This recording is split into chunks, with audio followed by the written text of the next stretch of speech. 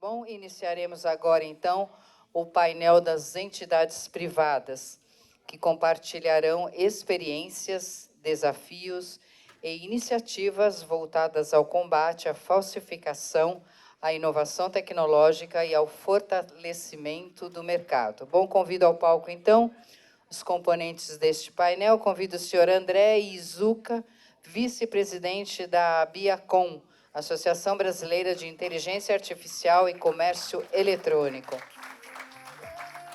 Convido o senhor Rodolfo Heck Ramazzini, da Associação Brasileira de Combate à Falsificação. Convido o senhor Ricardo de Nóbrega, gerente de Relações Governamentais e Comércio Exterior da ABPEC, Associação Brasileira da Indústria de Higiene Pessoal, Perfumaria e Cosméticos. Convido o senhor Israel de Moraes Gurati, gerente de Tecnologia e Política Industrial da ABINE, Associação Brasileira da Indústria Eletro e Eletrônica.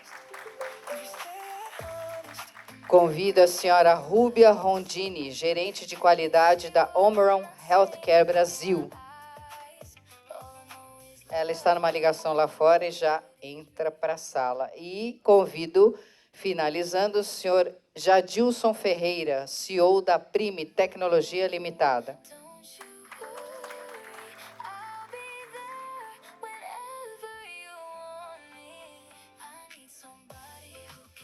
Bom, então vamos iniciando, mesmo sem a senhora Rúbia, vamos iniciando como a primeira apresentação. Então, eu convido o senhor Israel de Moraes Gurati, gerente de Tecnologia e Política Industrial da ABINE, Associação Brasileira da Indústria Elétrica e Eletrônica. Uma boa apresentação, senhor Israel, fica à vontade. Boa tarde a todos e todas. Prazer estar aqui. Agradecemos ao presidente Carlos Amarante e a Remesp também pelo convite. Agradecemos a presença de todos.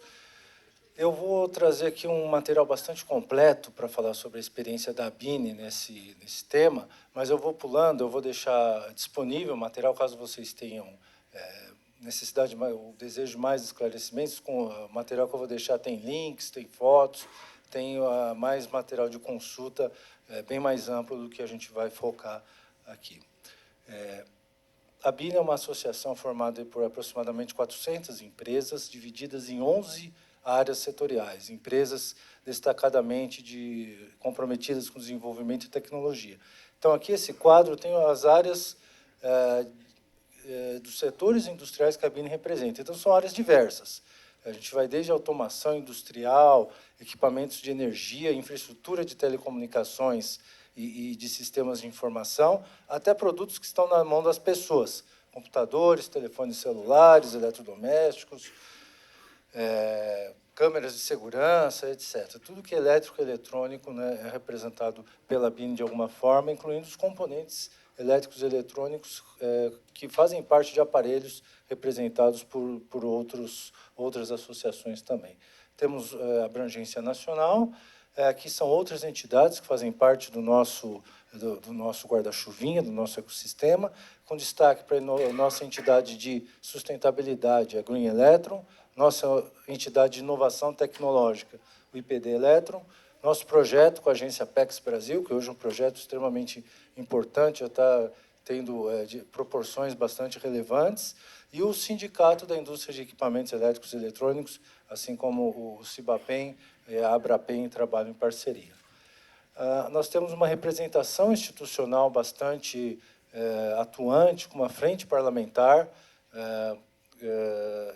do setor elétrico e eletrônico, que trabalha constantemente visando as necessidades do setor, principalmente em regulações de marcos legais de fomento à tecnologia e também atualizando legislações que afetam diretamente a nossa indústria. Nós acompanhamos, junto com a CNI, com o Movimento Brasil Competitivo, agendas propositivas de interesse da indústria, principalmente naqueles pontos que a gente pode fomentar o desenvolvimento da indústria local. E temos relacionamento com as instituições governamentais afins à nossa indústria, principalmente o Inmetro, a Anatel, a ANEEL, a Anvisa temos alguma coisa assim, mas não muito, e outras entidades, e também de fomento. Aqui tem links para alguns estudos e publicações, eu sugiro, caso tenha interesse, nesse documento aqui, Reindustrialização do Brasil. Esse documento tem bastante relevância com os nossos temas, que nós abordamos a necessidade de reforço das ações de coibição de mercado ilegal. Aqui são as áreas temáticas, com destaque para a nossa área de tecnologia e política industrial, que é a área que cuida do relacionamento com essas entidades, que para o nosso setor elétrico e eletrônico são fundamentais na questão da conformidade. Então, a gente começa pelas normas internacionais, a IEC, hoje nós temos aqui a posição de secretaria do Comitê Nacional da IEC no Brasil, e aí tem as normas regionais, a norma nacional, a BNT, o único fórum brasileiro de normalização, e aqui um relacionamento estreito com o Inmetro e com a Anatel, que são as duas principais agências reguladoras do volume de produtos que os nossos associados colocam no mercado. Aqui tem alguns números que eu vou passar bastante rapidamente. Por exemplo, o mercado de PCs. Nós vemos que o mercado oficial de PCs 2022 para 2023 tem uma queda significativa. Embora o mercado total aumente, nesse ano específico, teve uma queda bastante brusca. E quando nós vamos ver os números do mercado de telefones celulares, em 2023, o mercado não oficial de smartphones chegou a quase 11 milhões de unidades. Isso que representou mais ou menos 25% dos smartphones colocados no mercado. O que é um mercado não oficial? É aquele telefone celular que é vendido sem a homologação da Anatel. Conforme a representante da Anatel, que é a diretora de fiscalização, né, Josileia, destacou bem, os produtos das redes de telecomunicações são sujeitos a homologação obrigatória. Então, o que quer dizer isso? Que para um produto estar no mercado, ele tem que passar por um processo de certificação, e esse processo é homologado pela Anatel, diferente do Inmetro. No Inmetro, a gente passa por um processo de certificação por um organismo de terceira parte, o produto já recebe, né, o termo é a posição do selo, recebe o selo, pode pôr no mercado. Da Anatel ainda tem um passo da homologação. Então, é um processo um pouco diferente, mas os dois processos são muito importantes. E aí, quase 11 milhões de telefones colocados nas mãos das pessoas não passaram por esse processo. O que isso quer dizer? São telefones piratas? Talvez não, são de marcas conhecidas, que a gente vai na marca oficial e tem um telefone praticamente igual. Mas essa questão é praticamente. E a gente não tem certeza que o telefone, dentre esses 11 milhões, cumpre requisitos exigidos para a segurança do consumidor brasileiro. E, especialmente no caso de telecomunicações, nós temos a questão das faixas de frequência que os produtos operam, ou são habilitados para operar em cada país, que mudam de um país para o outro. Então, se a gente compra um telefone que você não tem certeza se a faixa de frequência foi homologada pela Anatel, seu telefone, por exemplo, pode interferir em sistemas aéreos, em sistemas de segurança pública, atrapalhando os sistemas, trazendo riscos, etc. Na hora de colocar o telefone na rede elétrica para carregar, pode não ser totalmente compatível, pode causar um acidente elétrico. Então, são fatores que justificam a preocupação que a nossa indústria tem com a colocação de produtos não homologados na mão das pessoas. Além de outras questões, conforme aqui já é um slide descritivo, né, que mostram sobre a violação do Código Tributário Nacional, porque são produtos que não recolhem impostos. Né? Mas os impostos são importantes. Depois a gente vai ver o volume, a parcela dos impostos que no nosso setor é obrigatório a aplicação em P&D é grande, é significativa. Se não recolhe impostos de 11 milhões de telefones celulares, cada um ticket médio de R$ 1.300, olha o volume de evasão fiscal que está acontecendo. Né? E aqui, nesse slide, fala que os aparelhos entram no Brasil principalmente por meio do Paraguai. Né?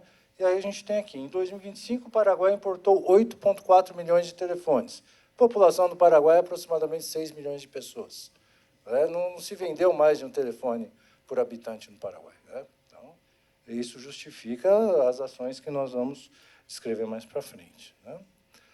Aqui é um gráfico bastante interessante, o pessoal chama de mapa de calor, que no ano 2023, foi o que eu destaquei lá no quadro de números, foi o pico, nos últimos anos, da entrada de telefones irregulares no mercado brasileiro e da colocação disso nas mãos das pessoas.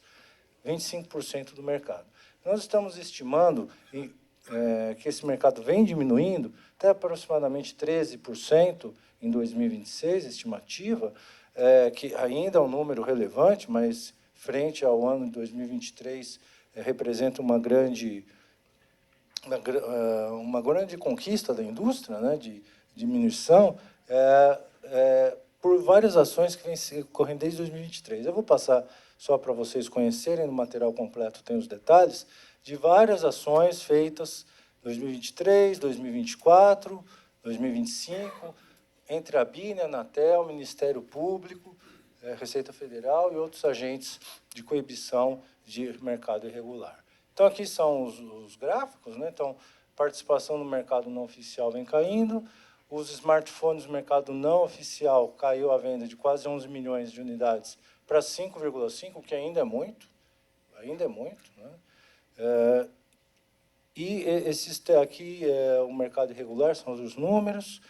E aqui, ó, o Brasil deixou de arrecadar em 2025 4 bilhões de reais em tributos federais, mais 1,2 bilhão em ICMS.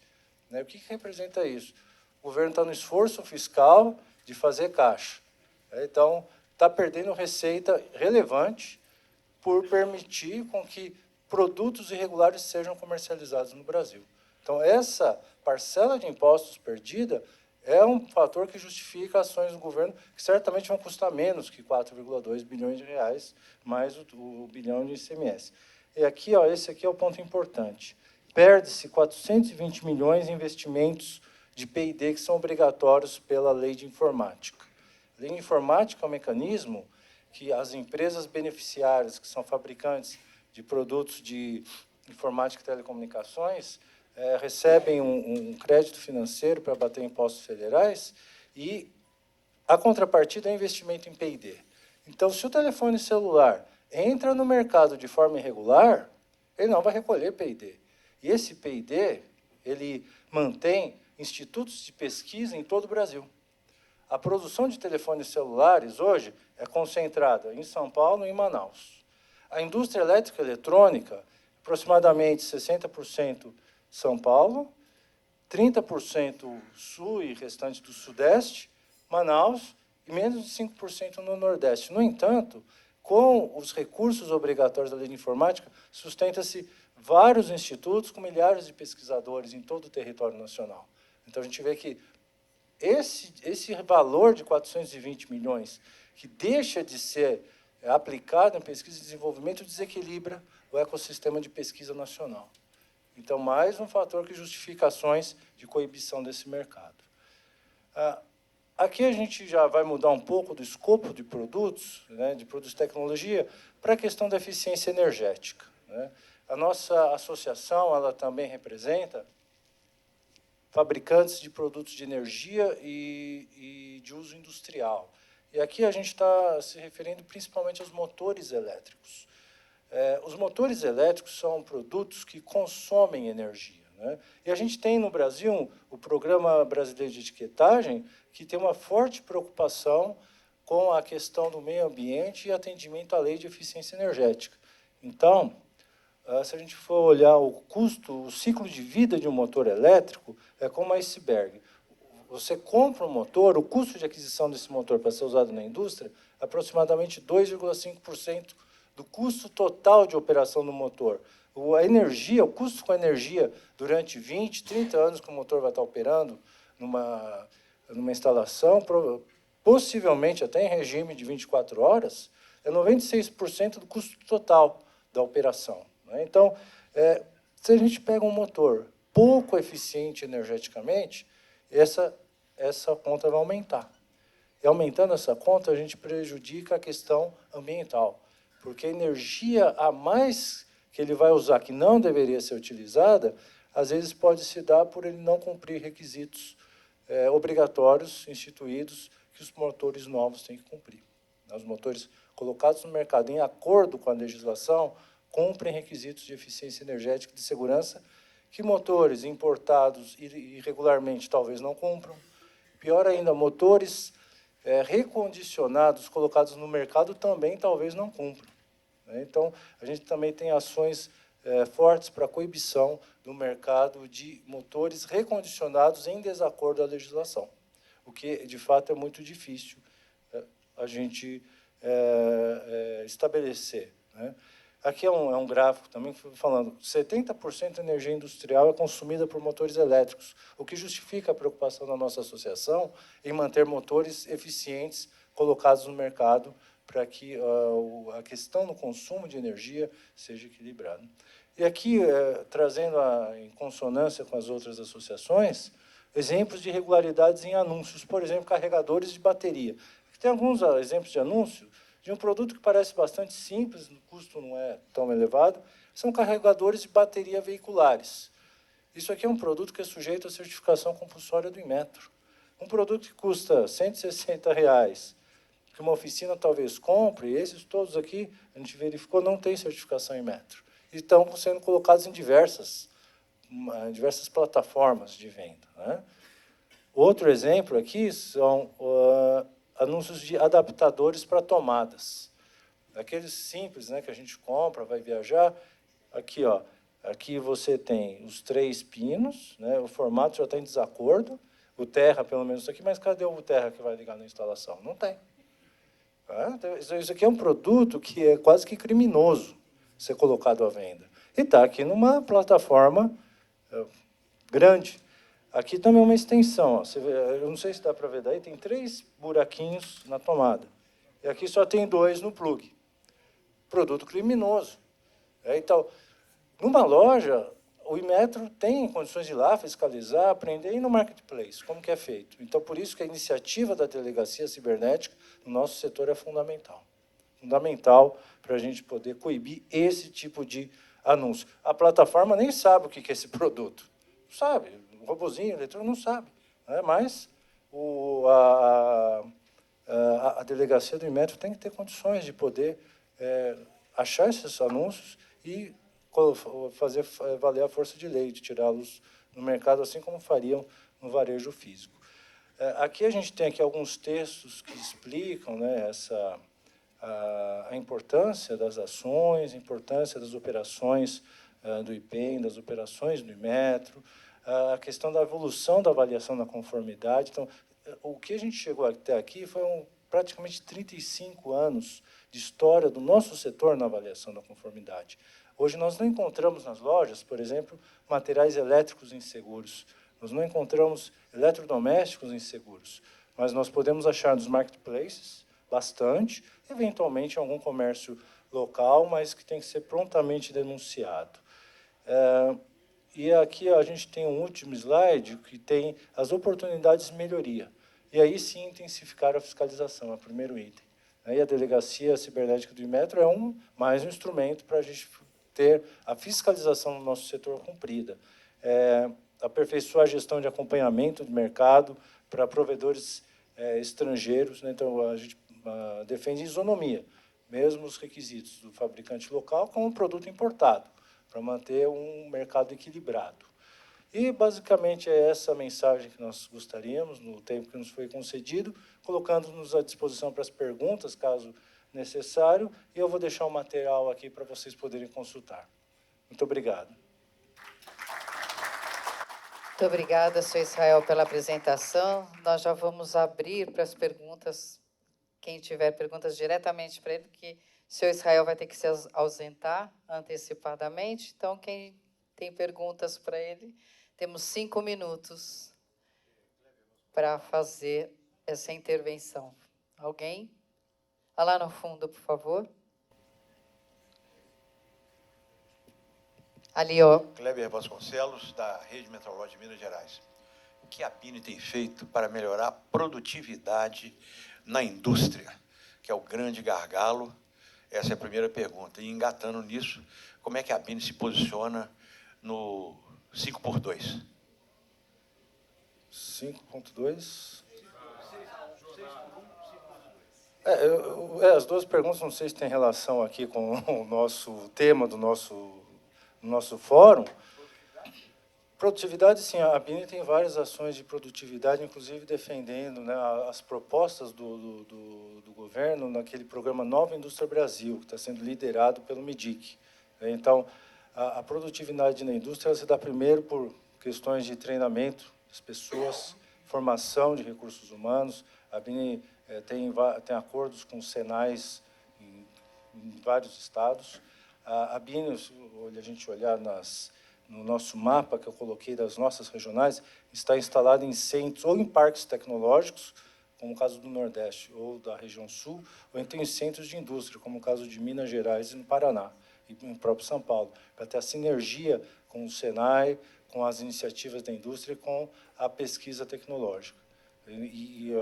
Além disso, os nossos associados, não a entidade, mas os nossos associados, eles têm programas para aumentar cada vez mais a produtividade, colocando produtos mais modernos e com menor consumo de energia, para que toda a cadeia se beneficie. Quando a gente atualiza motor elétrico, atualiza drives na indústria, atualiza controles industriais, a gente colabora para que toda a cadeia seja beneficiada pelo menor uso da energia, um uso mais consciente da energia, fomento às novas energias renováveis e também o uso mais eficiente do tempo dos funcionários. E várias empresas estão deslocando mão de obra menos qualificada ou com pouco valor agregado para mão de obra de pesquisa, salários maiores, maiores capacidades de interação em grupos de pesquisa internacionais. Então, essas são as ações da entidade nesse respeito. Mais uma ali no fundo, por favor. Oi, boa tarde. Boa tarde, senhor Israel. Você se identifica, por gentileza, Claro. por favor. Meu nome é Amanda Strumiello, eu represento a Intertec do Brasil na avaliação da conformidade de produto. No final da apresentação, o senhor, na apresentação, consta que uma das oportunidades é intensificar a comprovação de atuação conforme regras específicas de OCPs e laboratórios. Sim. A BIM tem uma ideia como que isso pode ser feito e de que forma os organismos podem contribuir para uma melhoria também? Claro, a BIM ela entende que a questão da avaliação da conformidade é formada por elos de cadeia. Temos os fabricantes, que são os nossos associados, nós representamos as necessidades, os interesses, mas tem os outros elos também. Os OCPs são um elo fundamental nessa cadeia, né? Então, esse relacionamento entre fabricante e OCP, no passado, ele era um pouco uma relação de cliente-fornecedor, né? E com todos os ônus de uma relação tipo cliente-fornecedor não muito evoluída. Hoje, nós vemos uma parceria entre os nossos fabricantes e os OCPs. Na verdade, o OCP ajuda o fabricante a desenvolver produto. Ele identifica pontos de melhoria, né, nos ensaios ou no acompanhamento da avaliação da conformidade. Isso colabora para que o produto vai sendo melhorado continuamente. Então, a BIM acredita, de fato, que os OCPs, os OCDs, os organismos e os laboratórios são fundamentais na cadeia do elo de valor da qualidade do produto. Então, dessa forma, nós estimulamos com que os nossos associados foquem, né, usem esse instrumento para poder fomentar a inovação do produto. E nós, lá na BIM, nós defendemos que a inovação seja desde as etapas de ideação do produto. Agora, com as iniciativas europeias, do passaporte digital e outras, a parte de sustentabilidade, a parte de qualidade do produto é pensada desde a etapa pré-projeto. Que materiais que eu vou usar no meu produto? Como que o produto vai ser construído para o consumo e o pós-consumo, o descarte dele. Então, toda essa cadeia nós levamos em conta e nós incentivamos nossos associados a terem a mesma filosofia. Obrigada. Mais alguma pergunta? Aqui. Obrigado.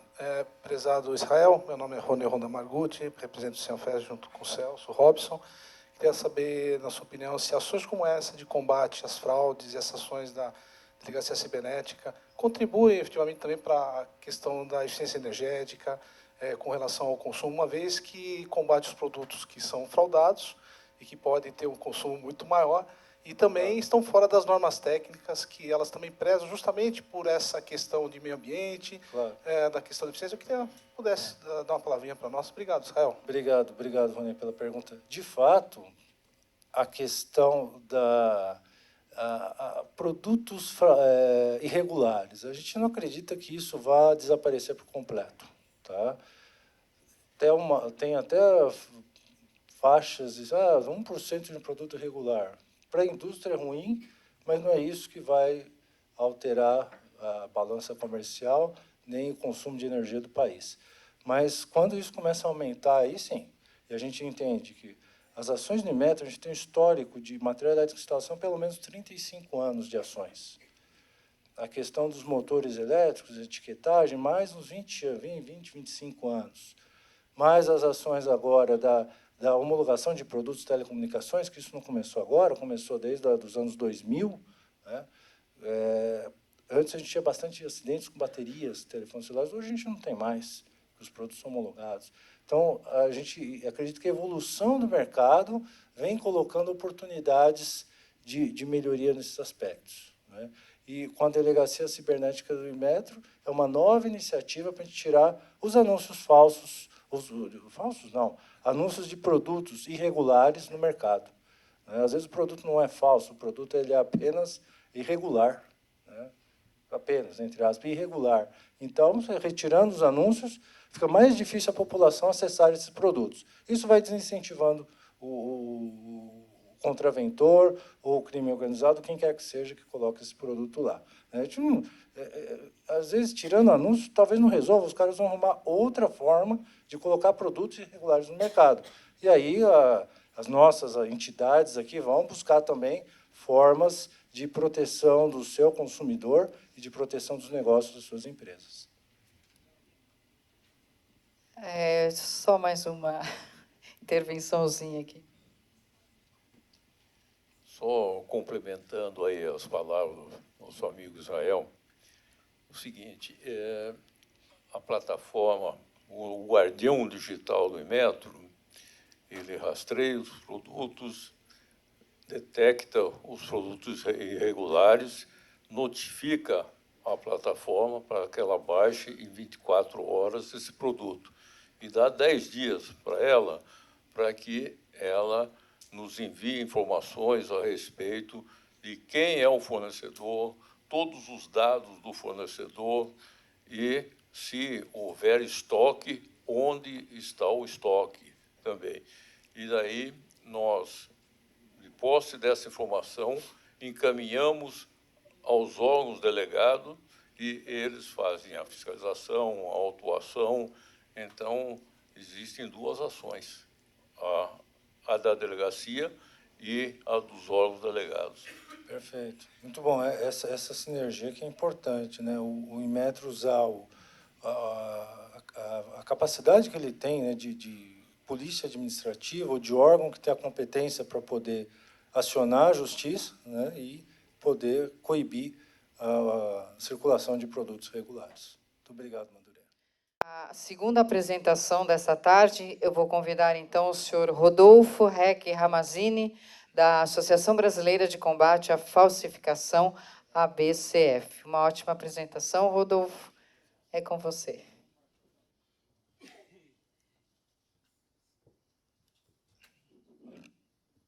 Boa tarde a todos.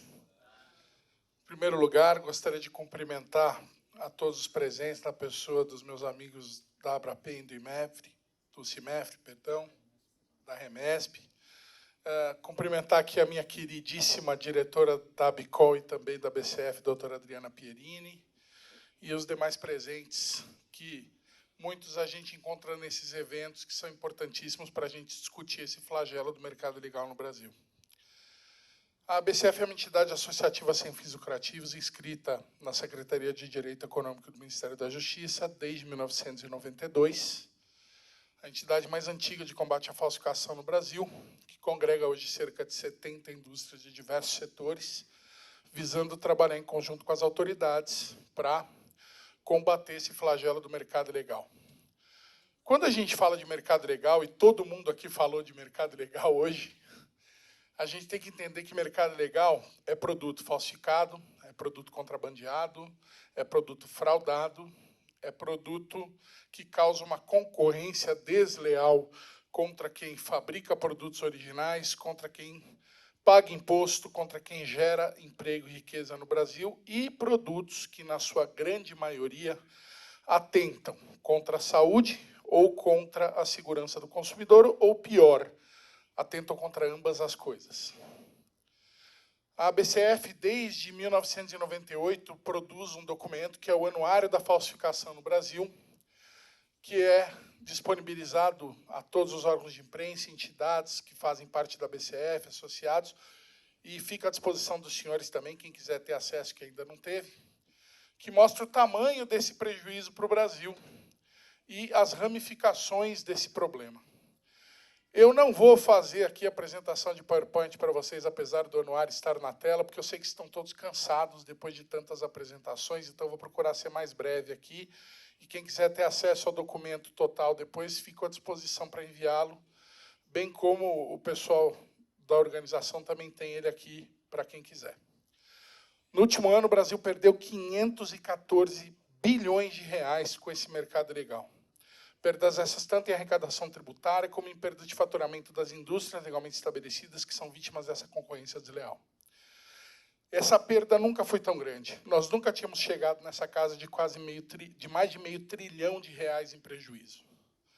Adianta aqui a gente ficar fazendo colocações sobre os porquês? Não sei. Agora, nós temos que entender três coisas. Primeiro, a carga tributária que incide sobre qualquer produto legal no Brasil é nojenta, escorchante e atrapalha o desenvolvimento do país. O produto falsificado, contrabandeado ou fraudado não paga imposto, então, obviamente, ele vai ter um preço muito mais acessível, além dele ser fabricado com matéria-prima de péssima qualidade, não atender especificações técnicas, então ele chega a preço vil para o consumidor final, muitas vezes. Você tem um país com 16 mil quilômetros de fronteira, onde a Receita Federal tem só 28 postos de fiscalização. Dá vontade de chorar, né? Se nós pegarmos todos os nossos portos, de Belém do Pará, no norte, até Rio Grande, no sul, a Receita não tem 3 mil agentes para fazer desembaraço de contêineres. Só o Porto de Hamburgo, na Alemanha, tem 3.600 agentes para fazer desembaraços de contêiner. Porto de Roterdã, na Holanda, idem. A Receita Federal no Brasil tem 3.200 agentes no seu corpo total, ou seja, é impossível controlar o que entra no Brasil com essa quantidade de agentes. Os abnegados que estão nos postos de fiscalização fazem o que podem, com a parca estrutura que tem, e apreendem aí cerca de 6% do volume total de mercadorias que entra no Brasil. Isso acaba trazendo para a gente um outro desafio, que é segurar os outros 94%. Como fazer isso? Trabalhar com órgãos importantes como o Inmetro, o IPEM, trabalhar com as polícias estaduais, com as polícias rodoviárias, com as agências reguladoras, fazendo o trabalho de inteligência privado, como a ABCF faz, para entender onde estão essas fontes, produtoras, importadoras, onde estão esses distribuidores, fazendo o trabalho do monitoramento do que é vendido online e depois tomando ações em conjunto com as autoridades para ir atrás desses outros 94% que, infelizmente, acabam entrando no território nacional ou são fabricados aqui mesmo, em fundo de quintal, dependendo do tipo de produto. 65% do volume total de produtos ilegais que entra no Brasil hoje vem já da China pronto e entra no Brasil pelo sistema do contrabando de escaminho ou com declaração falsa de importação. Aí você tem os outros 35%, que são produtos que ou entram via fronteira do Paraguai, ou são produtos fabricados aqui mesmo, sem nenhum critério técnico, sem nenhuma qualidade. Ou seja, o que não exige tanta sofisticação tecnológica, não exige tanto maquinário pesado para ser feito, como é o caso, por exemplo, das bebidas falsificadas, de tênis e outras coisas, são feitos localmente. O que exige uma usinagem, o que exige maquinário mais caro, pesado, acaba vindo de fora. Nosso trabalho é diuturno para tentar combater isso em conjunto com as autoridades e para tentar fazer um controle efetivo do que está entrando e livrar a população brasileira de consumir esses produtos que podem lesar a sua saúde e segurança. Nós nunca realizamos tantas operações como ao longo dos últimos 2 anos, em conjunto com as autoridades. Nunca fizemos tantas denúncias, e mesmo assim o mercado ilegal no último ano cresceu mais 8%, chegando a esse volume alarmante que eu estou mostrando aqui para os senhores. O setor mais prejudicado esse último ano foi o setor de bebidas, perdas aí de quase 90 bilhões de reais. E os senhores viram que nós tivemos a crise do metanol, que aconteceu. Quem estava aqui no começo do evento viu o Dr. Marcos Gerson citando o problema do metanol. E eu ainda tenho mais um dado para passar para os senhores. O que foi feito do ano passado para cá, para resolver esse problema? Absolutamente nada. Continua morrendo gente. Esse ano já tivemos 25 casos confirmados, 3 mortes, e ninguém fez nada. Participamos de um monte de reunião para tratar da questão da rastreabilidade das bebidas, para ver se a gente colocava algum sistema nas bebidas que trouxesse segurança ao consumidor. Participamos de todos esses entendimentos, reuniões, tratativas, e nada de prático foi feito até o momento. Então, às vezes, falta vontade política também de enfrentar esses problemas. E isso causa cada vez mais um problema no mercado brasileiro.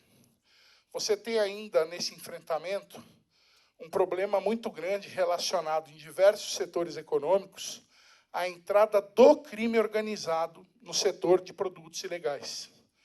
Quando o PCC, o Comando Vermelho e outras facções olham para o setor econômico e falam assim, opa, aqui tem alta tributação, baixa fiscalização e margem de lucro acentuada. É aqui que eu vou entrar. Aconteceu isso no setor de cigarros, aconteceu isso no setor de combustíveis, no setor de bebidas, e outros setores econômicos estão sendo devagarzinho tomados também por essas facções criminosas, que estão vendo que esses setores são oportunidades que eles têm de majorar os lucros que eles já têm nas cadeias de crime, de tráfico de droga, de tráfico de arma. Então, eles estão reinvestindo dinheiro, acreditem os senhores ou não, na fabricação de produtos ilegais. Quando a gente derrubava fábricas clandestinas de cerveja, de uísque, há 5 anos atrás, era um dono de uma distribuidora, era um comerciante que tinha montado um barracão para fazer isso. E o tamanho do lugar era pequeno, razoavelmente pequeno. Se apreendia lá 1.000 garrafas, 2.000 garrafas. As fábricas clandestinas que se derrubam hoje se apreende 80.000 garrafas, 100.000 garrafas, 150.000 garrafas. Tem máquinas intrusoras, tem máquinas para encher a garrafa, tem toda uma estrutura montada de logística. E por que essas fábricas hoje têm essa estrutura maior? Porque tem dinheiro do crime organizado ali dentro. Isso maximiza o tamanho do problema e o volume de produtos ilegais no mercado. A ABCF vem lutando contra isso, incrementando as ações de inteligência, law enforcement e o trabalho conjunto com as autoridades constituídas, mas a gente sabe que, para que a gente mude esse cenário atual que a gente está enfrentando, só tem um jeito. Nós precisamos trazer os consumidores para ser partícipes dessas ferramentas de fiscalização. Como bem disse meu amigo João, trazer o consumidor é o projeto Em Metro na Palma da Mão, por exemplo. Você traz o consumidor para que, com o telefone celular dele, ele olhe aquele produto, saiba se é aquele produto é original. Vamos supor que estivesse colocado na indústria de bebida, como a gente está brigando para colocar. Você compra uma garrafa de uísque, de vinho, de vodka, qualquer coisa. Se ela for importada, ela vai estar selada com um selo, com tinta de segurança, produzido na Casa da Moeda, que é difícil de copiar, praticamente impossível de replicar. Ou, no caso do produto fabricado em linha de produção no Brasil, esse produto vai estar gravado diretamente com tinta de segurança. O consumidor usa o celular, bate ali, vai aparecer, por exemplo, cerveja original fabricada na fábrica da Ambev em Jaguariúna, data tal, produto original. Tranquilo? Quando o consumidor botar o celular nesse produto e ele não for um produto legal, imediatamente esse sistema que vai estar à disposição, seja do Inmetro, seja de qualquer outra autoridade, vai mostrar onde estão os produtos falsos. Isso ajuda você a direcionar ações de investigação, ações de repressão. Isso cria um mapa de calor, além de o consumidor ou o dono de uma distribuidora, de uma empresa, poder atestar naquele mesmo momento que o produto é ilegal e não comprá-lo. Então, nós temos que aliar a tecnologia, as ações de law enforcement, as ações de inteligência e as ações repressivas que vêm sendo feitas. Não há outro caminho para mudar esse cenário. No que diz respeito aos produtos parametrizados, imaginem os senhores um medidor de pressão falsificado ou um medidor de pressão que entra no Brasil sem estar certificado, sem ter qualidade. Vai alguém morrer de AVC por causa de um problema desse. Isso é inadmissível. Então, nós temos que, cada vez mais, combater com seriedade esse tipo de problema, incrementar as ações de repressão, trazer a tecnologia como aliada, como está fazendo o Inmetro nesse projeto, que, para mim, é o mais importante do Brasil em andamento nesse sentido hoje. E, no que diz respeito ao comércio eletrônico, voltando um pouco para os dados do anuário, até 2020, antes da pandemia, cerca de 10% do volume de produtos ilegais à venda no mercado brasileiro chegava aos consumidores através das plataformas de e-commerce e mídias sociais. Com a mudança de hábitos decorrente da pandemia da Covid-19 e posterior, hoje, 36% do volume de produtos ilegais que chega aos consumidores chega através das plataformas de e-commerce e mídias sociais. É muita coisa. E, ao mesmo tempo que você tem plataformas que têm um certo compliance em atender quando são solicitadas, tem outras que absolutamente não fazem nada, não respondem, não colaboram, inclusive demoram para cumprir ordens judiciais. E isso nós não podemos aceitar. Foi dada oportunidade para algumas plataformas há anos atrás, quando houve a discussão desse assunto no Conselho Nacional de Combate à Pirataria, do qual eu faço parte, de se autorregular, de fazer uma regulação através de iniciativa própria. Como todos aqui disseram hoje, isso não funcionou, né? Então, vai haver nas próximas semanas uma nova reunião, que eu vou participar na Secretaria Nacional do Consumidor, onde se vai definir um novo marco para essa questão do e-commerce. Porque é muito fácil hoje, com o uso de IA, você copiar uma foto de um produto quente, botar no anúncio, copiar um código da Anatel daquele produto, e, na realidade, quando chega na tua casa, é gato por lebre total, você está comprando um produto que pode causar um problema severo para a tua família. Eu vou dar um exemplo, voltando um pouco atrás, como bem disse o diretor da BINE aqui. Os senhores vão se lembrar, os que são mais velhos como eu, quando os celulares começaram a pegar fogo no Brasil, e carregadores, da época da Motorola, e a empresa teve um downgrade muito grande por causa desse problema. Os consumidores cujas casas pegaram fogo foram para cima da Motorola, começaram a entrar com ações judiciais, ela começou a sofrer retaliações do governo, inclusive, cobrando ela. Eles nos procuraram na BCF. Nós entendemos ali o que estava acontecendo, mandamos laudar esses produtos. Não havia nenhuma bateria das que pegou fogo, nenhum carregador dos que pegou fogo, e nenhum aparelho dos que pegou fogo que fosse original. Era tudo produto falsificado. Aí está a diferença de você comprar um produto legal e um produto ilegal. Nós não podemos deixar isso se disseminar mais ainda no mercado brasileiro. Agora, a gente tem que incrementar o que a gente vem fazendo em termos de law enforcement, certamente. Nós temos que incrementar as ações de investigação custeadas pela indústria para entregar para as autoridades, muitas vezes, o trabalho quase pronto. Ali, está todo mundo identificado, entra por aqui, assim, assim, assado, certamente também. Temos que cada vez mais trabalhar hermanados com órgãos como o Inmetro, como o IPEM, para ajudar nessas fiscalizações, auxiliar nesse trabalho repressivo? Sim. Mas nada disso vai trazer resultado se nós não aliarmos as tecnologias disponíveis no combate a esse mercado ilegal. A BCF defende a adoção imediata desse sistema Inmetro na palma da mão para todos os setores alijados por falsificação, fraude e concorrência desleal, para que a gente possa proteger a saúde e a segurança das pessoas e proteger a arrecadação do erário, a geração de emprego e riqueza pela indústria nacional e combater a infiltração cada vez maior do crime organizado no setor de falsificação de produtos. Se nós não nos irmanarmos para fazer isso tudo acontecer, nós vamos cada vez mais voltar aqui no ano seguinte dizendo que o problema cresceu, que está cada vez maior, que as indústrias estão cada vez com menor fôlego. Isso é inaceitável. Então, eu coloco a BCF, a nossa equipe e todos os nossos esforços à disposição de todos os senhores aqui presentes, de todos os órgãos e entidades e empresas representadas aqui, para auxiliar nesse enfrentamento, para proteger a vida, a saúde e a segurança dos brasileiros. Muito obrigado. Muito obrigada, senhor Rodolfo, pela apresentação. Então, vamos para a terceira palestra. Eu convido, então, agora, na sequência, o senhor Ricardo de Nóbrega, gerente de Relações Governamentais e Comércio Exterior da Associação Brasileira da Indústria de Higiene Pessoal, Perfumaria e Cosméticos. Bem-vindo, Ricardo, uma boa apresentação. Obrigado, boa tarde a todos. Carlos, prazer aqui com vocês. Obrigado pelo convite, Celso. Agradeço aqui vocês pelo convite para a BPEC na sua associação.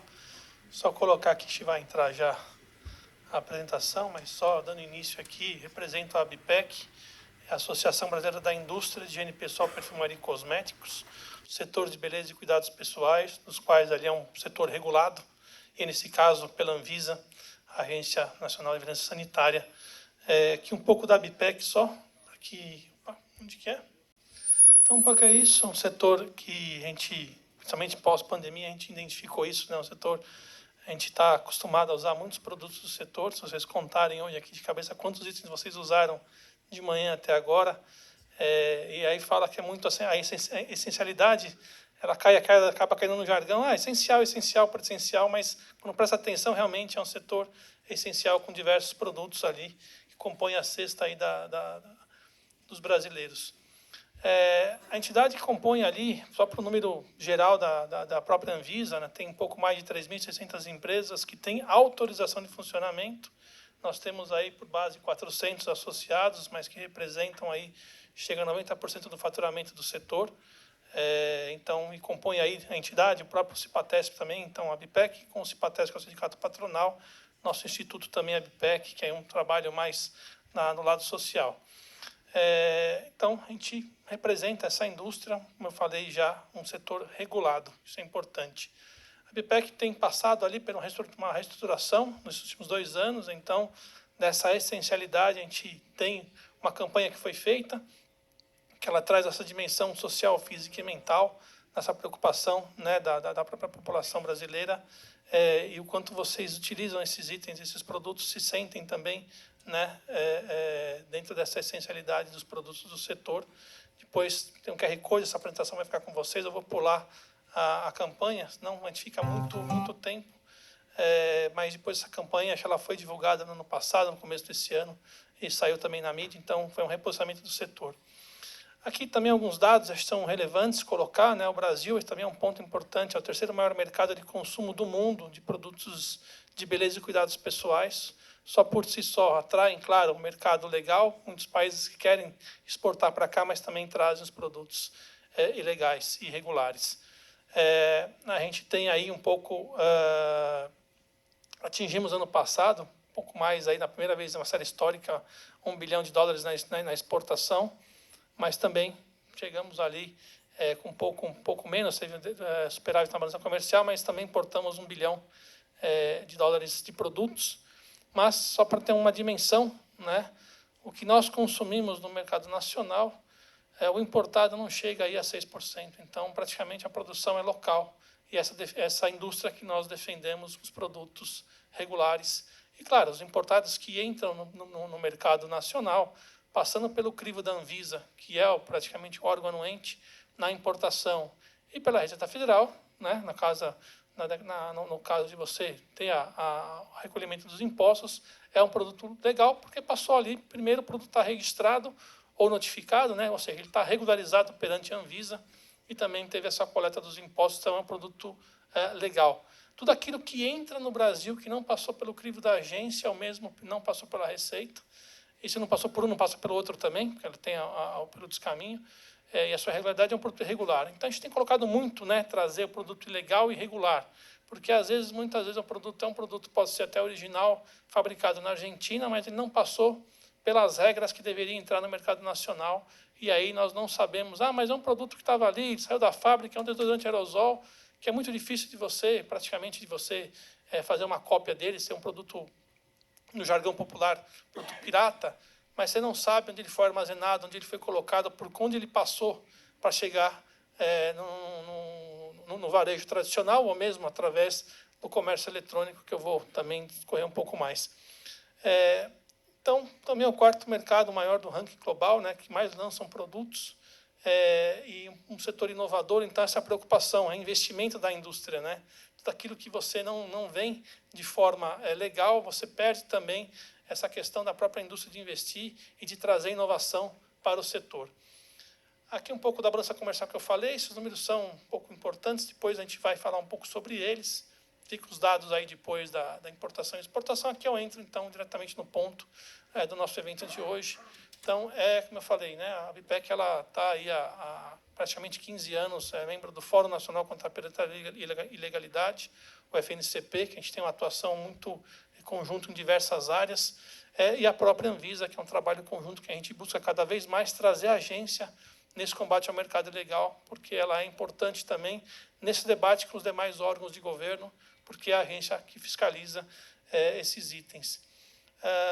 Então, basicamente, um pouco, o que a gente fala? Um produto, a indústria, para colocar um produto no mercado, aquilo que a gente compra, que a gente utiliza, ela passa por uma regulamentação na Anvisa, ela passa por uma regularização. O produto em si, ele tem, na sua composição, ingredientes de listas que são avaliadas, analisadas, não só na Anvisa no Brasil, mas como nós temos uma harmonização no Mercosul, também pelo bloco.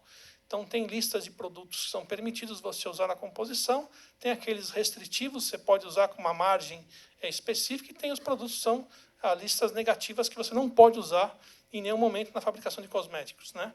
E produtos de higiene pessoal. Então, é isso que preocupa, porque você, quando compra um produto que você não sabe a sua procedência, não sabe o que tem lá dentro daquele produto que você está colocando na sua pele. Então, mas tem setores, como, né, a gente fala muitas vezes, no apelo do produto regulado, mas é um medicamento que você ingere. Claro, o medicamento tem que ter uma eficácia dele. Mas não é um alimento que eu ingiro, que a gente faz, é um alimento que a gente ingere. Mas é um produto que vai para a tua pele. Então, pode dar uma alergia, pode dar um problema muito mais severo. Quando a gente pega a maquiagem, que identifica junto com a receita, em várias operações, a gente vê com metais pesados. E aí, perfumes, normalmente, que a gente encontra bastante também, você não sabe o que tem lá dentro, né? Então, é alguma coisa que realmente é muito preocupante, por isso que a gente tem a forma como o produto tem que estar conforme na sua produção. Tem aí as informações, né, que vai ficar na apresentação. Então, o que tem na sua rotulagem, as informações são colocadas cada vez mais com a tecnologia, quanto mais as empresas têm colocado, né, através de QR Code ou de outras ferramentas, as informações sobre os produtos também. E aí, o que a gente coloca, o que não é regular é tudo aquilo que não tem. Né? Primeiro, que não passou pela regularização, primeiro, que não tem qualidade, e tudo aquilo que não tem informação que você encontra dentro das embalagens, seja embalagens primárias ou secundárias. Aqui um pouco que a gente coloca, né, as ações, esse é um pouco que a gente estava dos desafios. Né? Então, acho que muito trazer, como eu falei, colocar a Anvisa junto no debate. Eu acho que o CNCP tem feito um trabalho, e aí cada vez mais, de fazer esse diálogo conjunto entre as autoridades. Isso é importante, porque cada órgão, cada agência tem as suas normas e pode atingir até um determinado momento, mas esse conjunto, esse trabalho feito em conjunto, acho que ele é importante, porque você pode ter a cooperação da qual nós buscamos com Receita, Anvisa, e muitas vezes ali pode ser diretamente no e-commerce, mas eu posso ter a Receita junto com a Anvisa e a PRF para repressão nas estradas, para ter essa integração. Então, esses dados realmente são questões importantes que a gente coloca. E acho que aqui um desafio grande que a gente tem, todo mundo tem visto, todo mundo sabe disso, a gente tem, o IPEC continua as suas ações de repressão, mas também a questão do e-commerce, ela é muito importante. O e-commerce, para a gente, tem colocado um impacto muito grande. Acho que foi colocado muitas vezes, tem plataformas que, né, têm buscado melhorar os seus procedimentos, mas muitas vezes a gente vê plataformas aí, principalmente asiáticas, que não se preocupam com isso. Simplesmente a gente identifica produtos praticamente irregulares, da forma dos quais não só, né, não é um produto que chegou, que poderia até ser original, que a gente não sabe por desvio que ele teve para chegar aqui, mas normalmente o que a gente identifica nas compras, e é isso, né? A imagem, quando você clica, é um produto que é um perfume de uma marca renomada, e você faz a compra e que chega na tua casa é um produto que, primeiro, que o valor tem subfaturamento, né? Você está pagando por um preço, às vezes, que está lá, chega por uma declaração falsa, né? Então, e as empresas estão na remessa conforme, então a Receita está olhando isso também, porque a declaração é falsa, eles mudam o formato. Então, quando eles colocam protetor solar fator 70 facial da marca X, que tem um peso X, e eles identificam que a Receita tem parado esses produtos, tem feito uma fiscalização por superfaturamento ou por um produto irregular, eles vão mudando a descrição do produto. Então, em vez de estar protetor solar, eles colocam um tetor. E aí tira põe 70. Eles vão burlando, tentando burlar cada vez mais essas normas e colocando. Então, esse é um trabalho muito importante que a gente pede como setor que a Anvisa trabalhe junto, porque ela é a autoridade da fiscalização em si, da regularidade do produto, junto com a Receita, no superfaturamento e outros pontos importantes que a gente tem identificado. Então, acho que esse é um ponto de a plataforma se dizer que não ela só une o vendedor e o comprador, ela não tem fins lucrativos. Eu não imagino que ela faz isso por brincadeira, ela faz isso para ter realmente no final. Claro, ela tem um foco para isso. E aí, como o Amarante comentou no início, em momento algum o setor é contrário de qualquer forma no e-commerce, até porque as diversas empresas, muitas do setor, vendem nas plataformas, e o e-commerce para a gente é muito importante, principalmente pós-pandemia. Agora, o engraçado é que uma empresa do setor, quando vai vender na plataforma, é solicitada uma série de questões, de informações, se o produto está regulado, se ela tem a sua marca.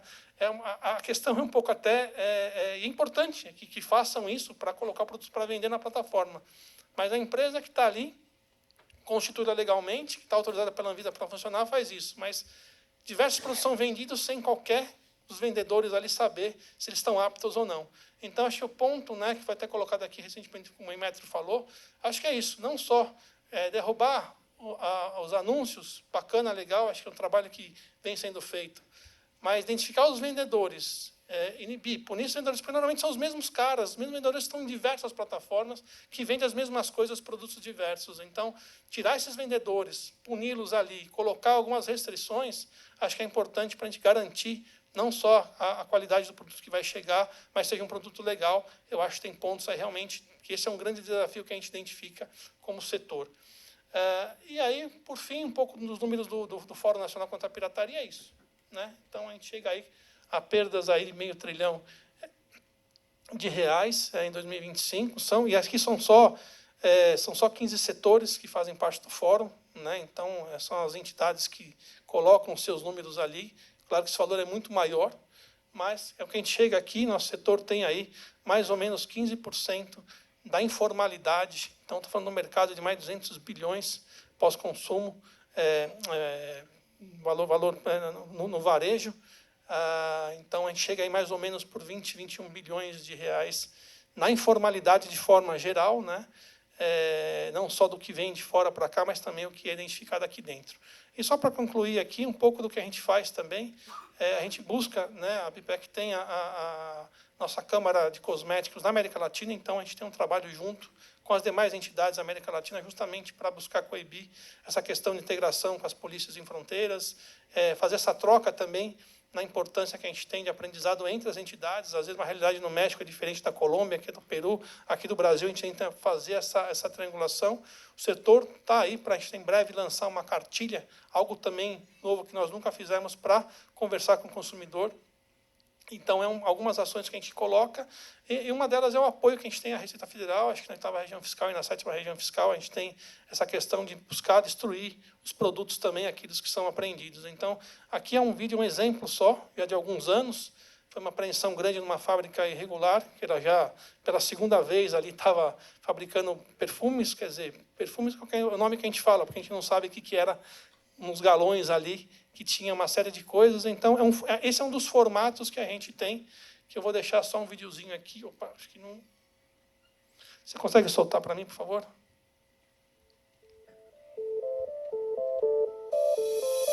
Mais de 55 toneladas de perfumes e de insumos para a fabricação de produtos finais, como frascos, embalagens, rótulos, entre outros, foram apreendidos e destruídos no estado de São Paulo. A apreensão dos produtos, considerada a maior já realizada na América Latina, foi promovida pela Associação dos Distribuidores e Importadores de Perfumes, Cosméticos e Similares, ADIPEC, com o apoio da Associação Brasileira da Indústria de Higiene Pessoal, Perfumaria e Cosméticos, ABPEC, e liderada pela Polícia Civil de Limeira, em parceria com a Vigilância Sanitária e o GAECO, Grupo de Atuação Especial contra o Crime Organizado. Já a destruição dos produtos e insumos apreendidos, após autorização judicial, foi promovida pela ABPEC, com o apoio da ADPEC. Ao todo, foram apreendidos e destruídos 2,7 milhões de produtos ilícitos, avaliados em 12,8 milhões de reais. Esta iniciativa realizou a descaracterização adequada dos materiais, sempre respeitando as legislações ambientais e a gestão sustentável dos resíduos gerados. Parte dos materiais será destinada para uma cooperativa de reciclagem. A ABPEC trabalha há mais de 10 anos em parceria com o Fórum Nacional contra a Pirataria e Ilegalidade e com a ADPEC, buscando combater a falsificação e o contrabando dos produtos de higiene pessoal, perfumaria e cosméticos. Lembre-se, além do prejuízo econômico para o país, produtos ilícitos podem causar sérios problemas à saúde dos consumidores.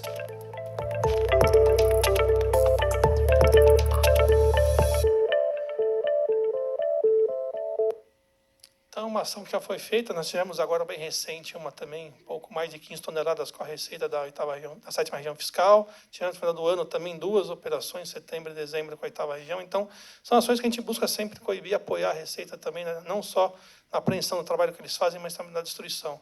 E eu acho que o que fica aqui, o desafio nosso, é a integração. Integração entre os órgãos, justamente para a gente poder fazer essas ações e cada vez mais poder coibir essas práticas ilegais. Mais uma vez, muito obrigado. Agradeço aqui ao convite e fico à disposição dos senhores. Obrigado. Muito obrigada, Sr. Ricardo, pela apresentação. Então, vamos seguir para a 4ª apresentação do senhor André Izuka, vice-presidente da ABIACOM, Associação Brasileira de Inteligência Artificial e Comércio Eletrônico. Boa apresentação, senhor André. É com o senhor agora.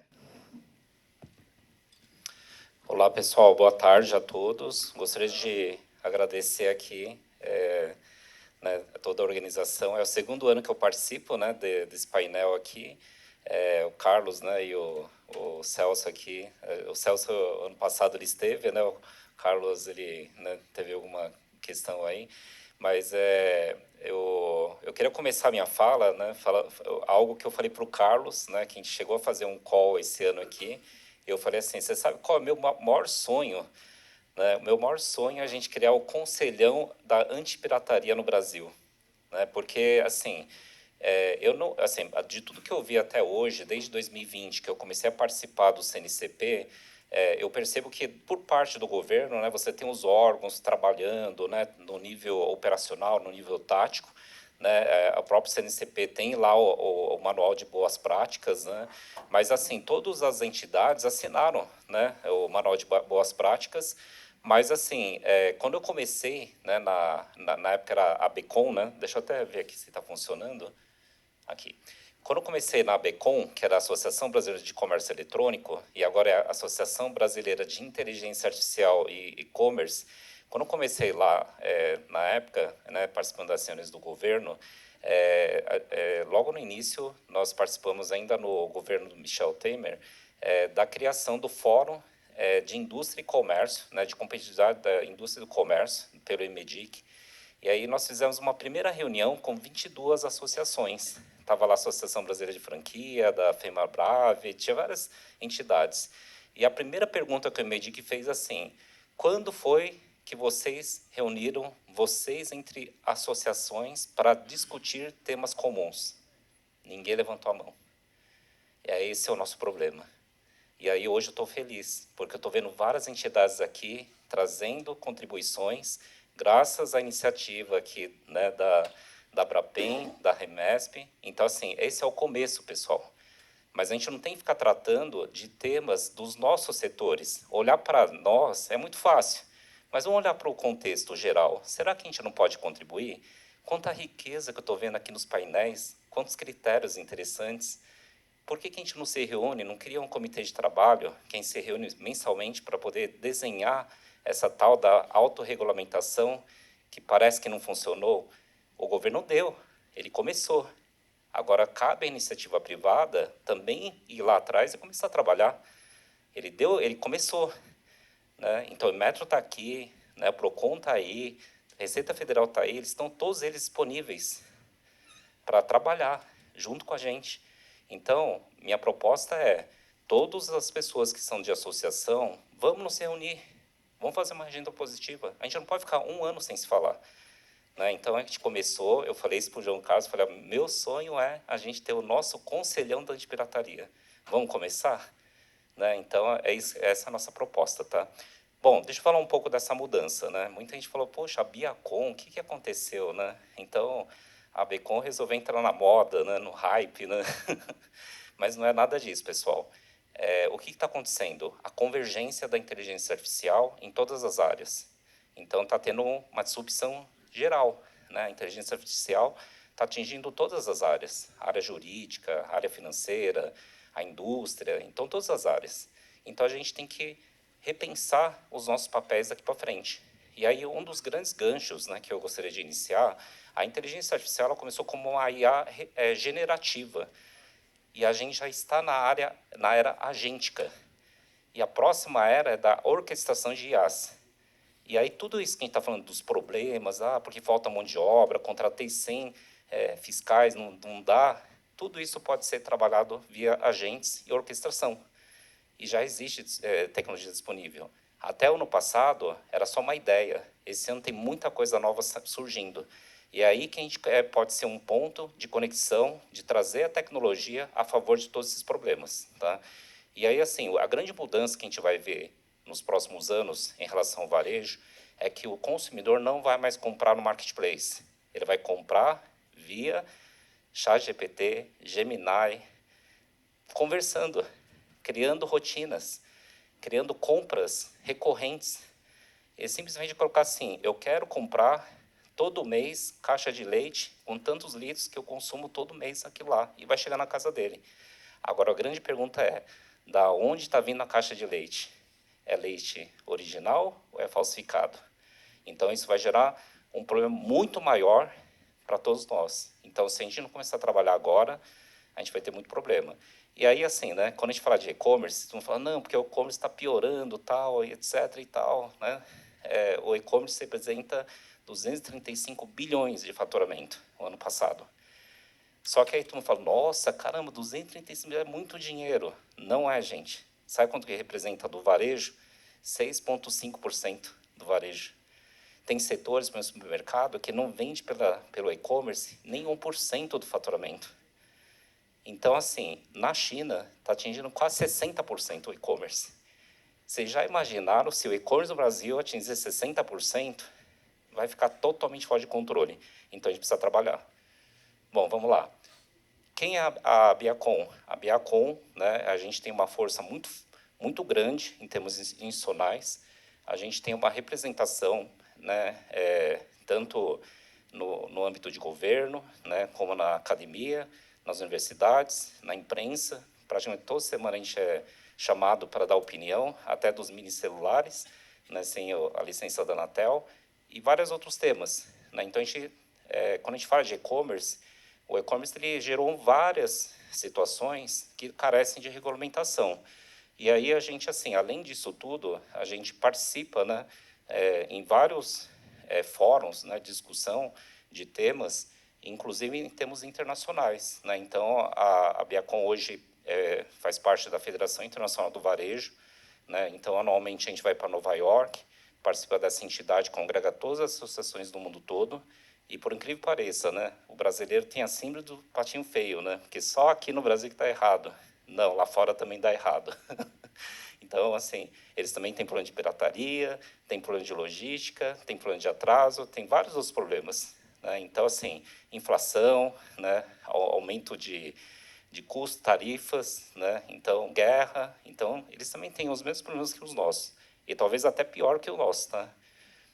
Bom, é bem isso, né? E como é que a gente trabalha hoje? A gente trabalha nessa intersecção, né, entre governo, academia, mercado e a parte internacional. E por que a gente trabalha dessa forma? Porque cada uma desses stakeholders ele tem uma visão diferente. Então, vocês estão acompanhando aqui desde das primeiras palestras. Quando vem o empenho, eles trazem uma ótica.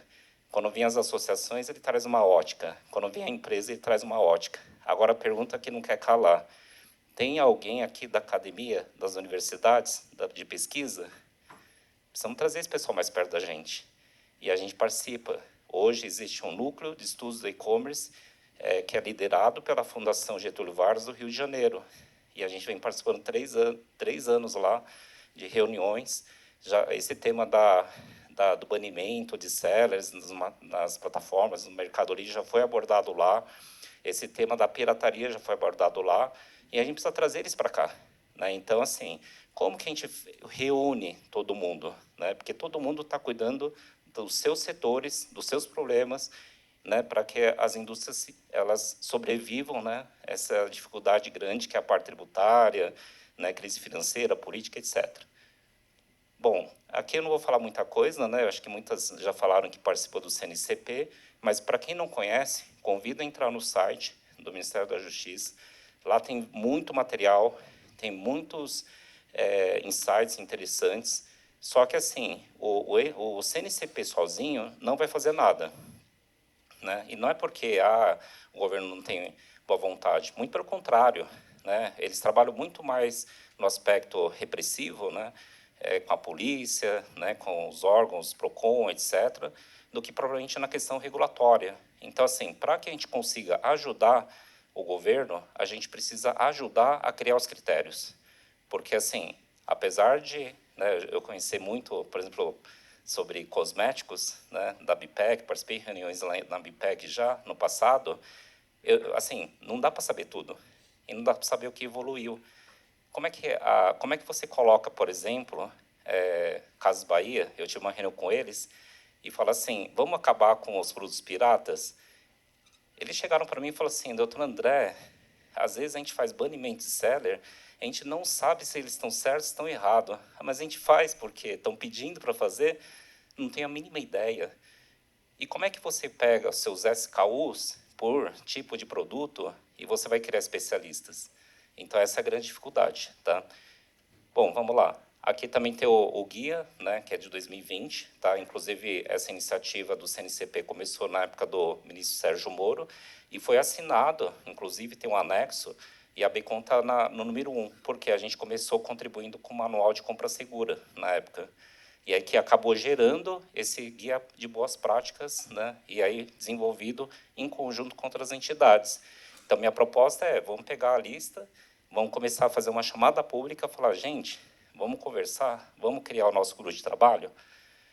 Bom, esse ano a gente passou a fazer parte também da ONU, né? Do grupo de experts do e-commerce. Lá também tem muito material dentro da ONU, muitos estudos. Eles chamam os especialistas para tratar de temas, de problemas na área do e-commerce. E eles têm muitos materiais também interessantes lá, tá? Então, se vocês quiserem ver. No ano passado, a convite do governo da China, nós fomos para lá para conhecer um pouco, né, sobre o e-commerce na China. E aí o que nos chamou a atenção, que o nome do seminário chamava Seminário de Padronização do E-commerce.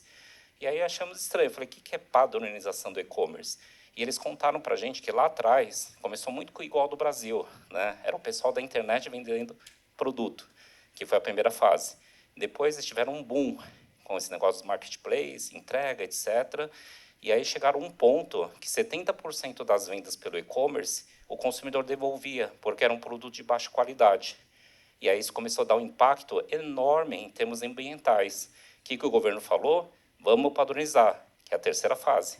Então, eles passaram pelo mesmo problema que a gente. E como é que eles padronizaram? Então, a gente tem muita informação para compartilhar com vocês da nossa experiência na China.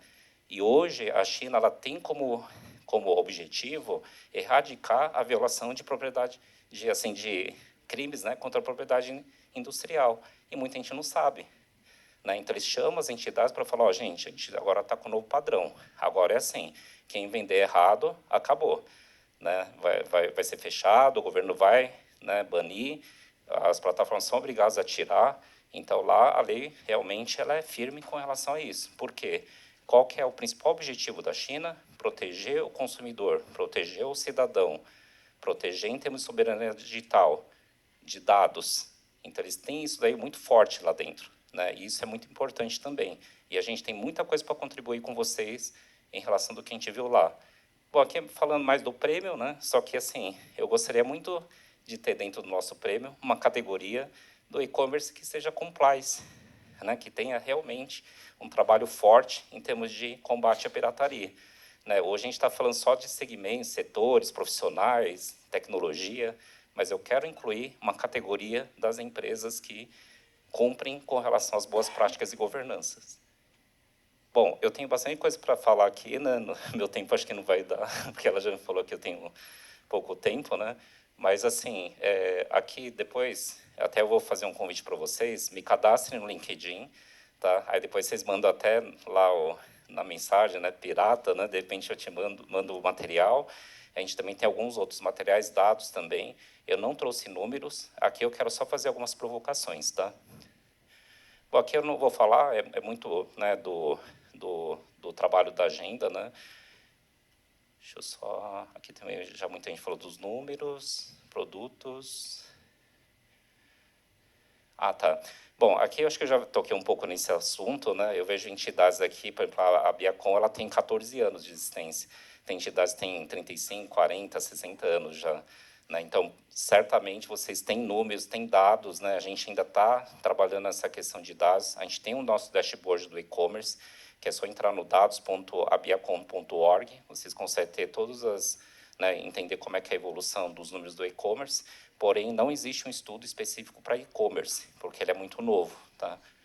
Mas, assim, na realidade, a gente vê que o ambiente digital, tanto ele propicia o aumento, né, dessa criminalidade, mas, por outro lado, também ele permite usar a tecnologia para fazer auditoria e conseguir fazer isso de uma forma mais fácil. Aqui eu só queria fazer só um comentário, né? Muito se fala sobre os 400 bilhões de pirataria, só que esse número, hoje, ele não está dividido nesses 4 quadrantes. Né? Muito se falou sobre pirataria, o que é contrafação, né? O que é produto falsificado, mas tem muito produto, por exemplo, que ele é legítimo, quando foi falado do celular, mas, na verdade, é decorrente de descaminho. Né? Então, assim, é um produto original. Então, assim, o que é, de fato, produto falsificado, tá? Então, assim, esse é um ponto que a gente precisa evoluir. Bom, deixa eu só avançar um pouco aqui por causa do horário. Tá.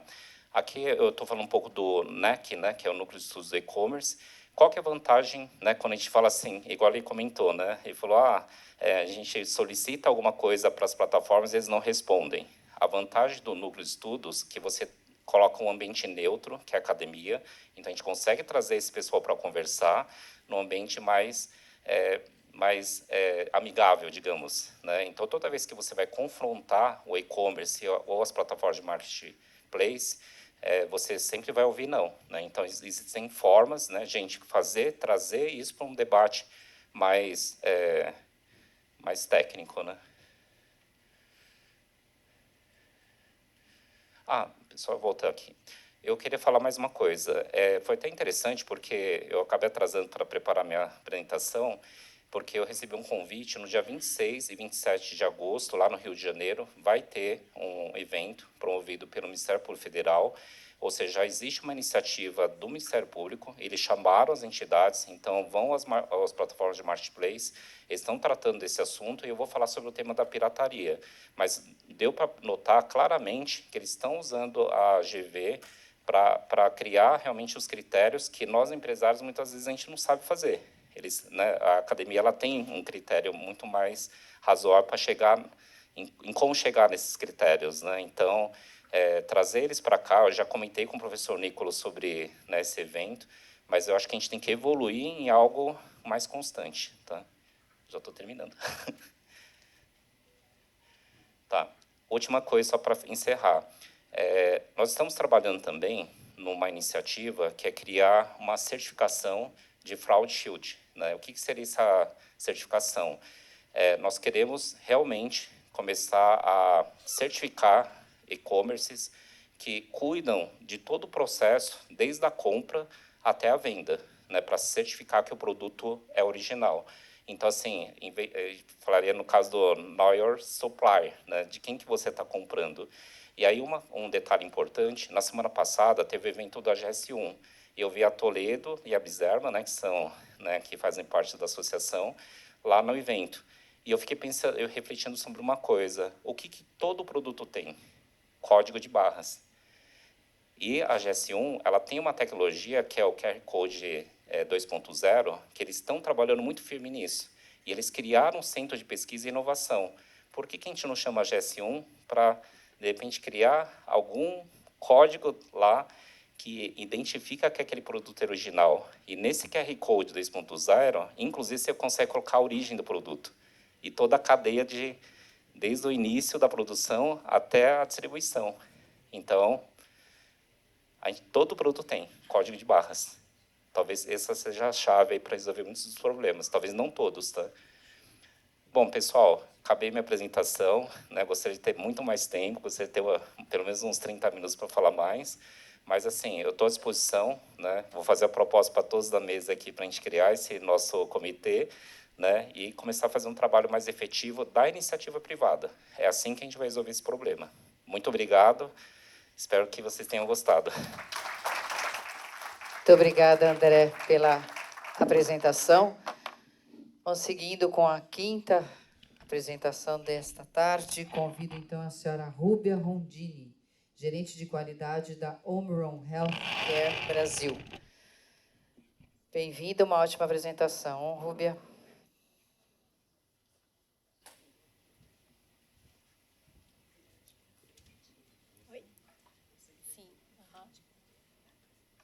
Boa tarde a todos.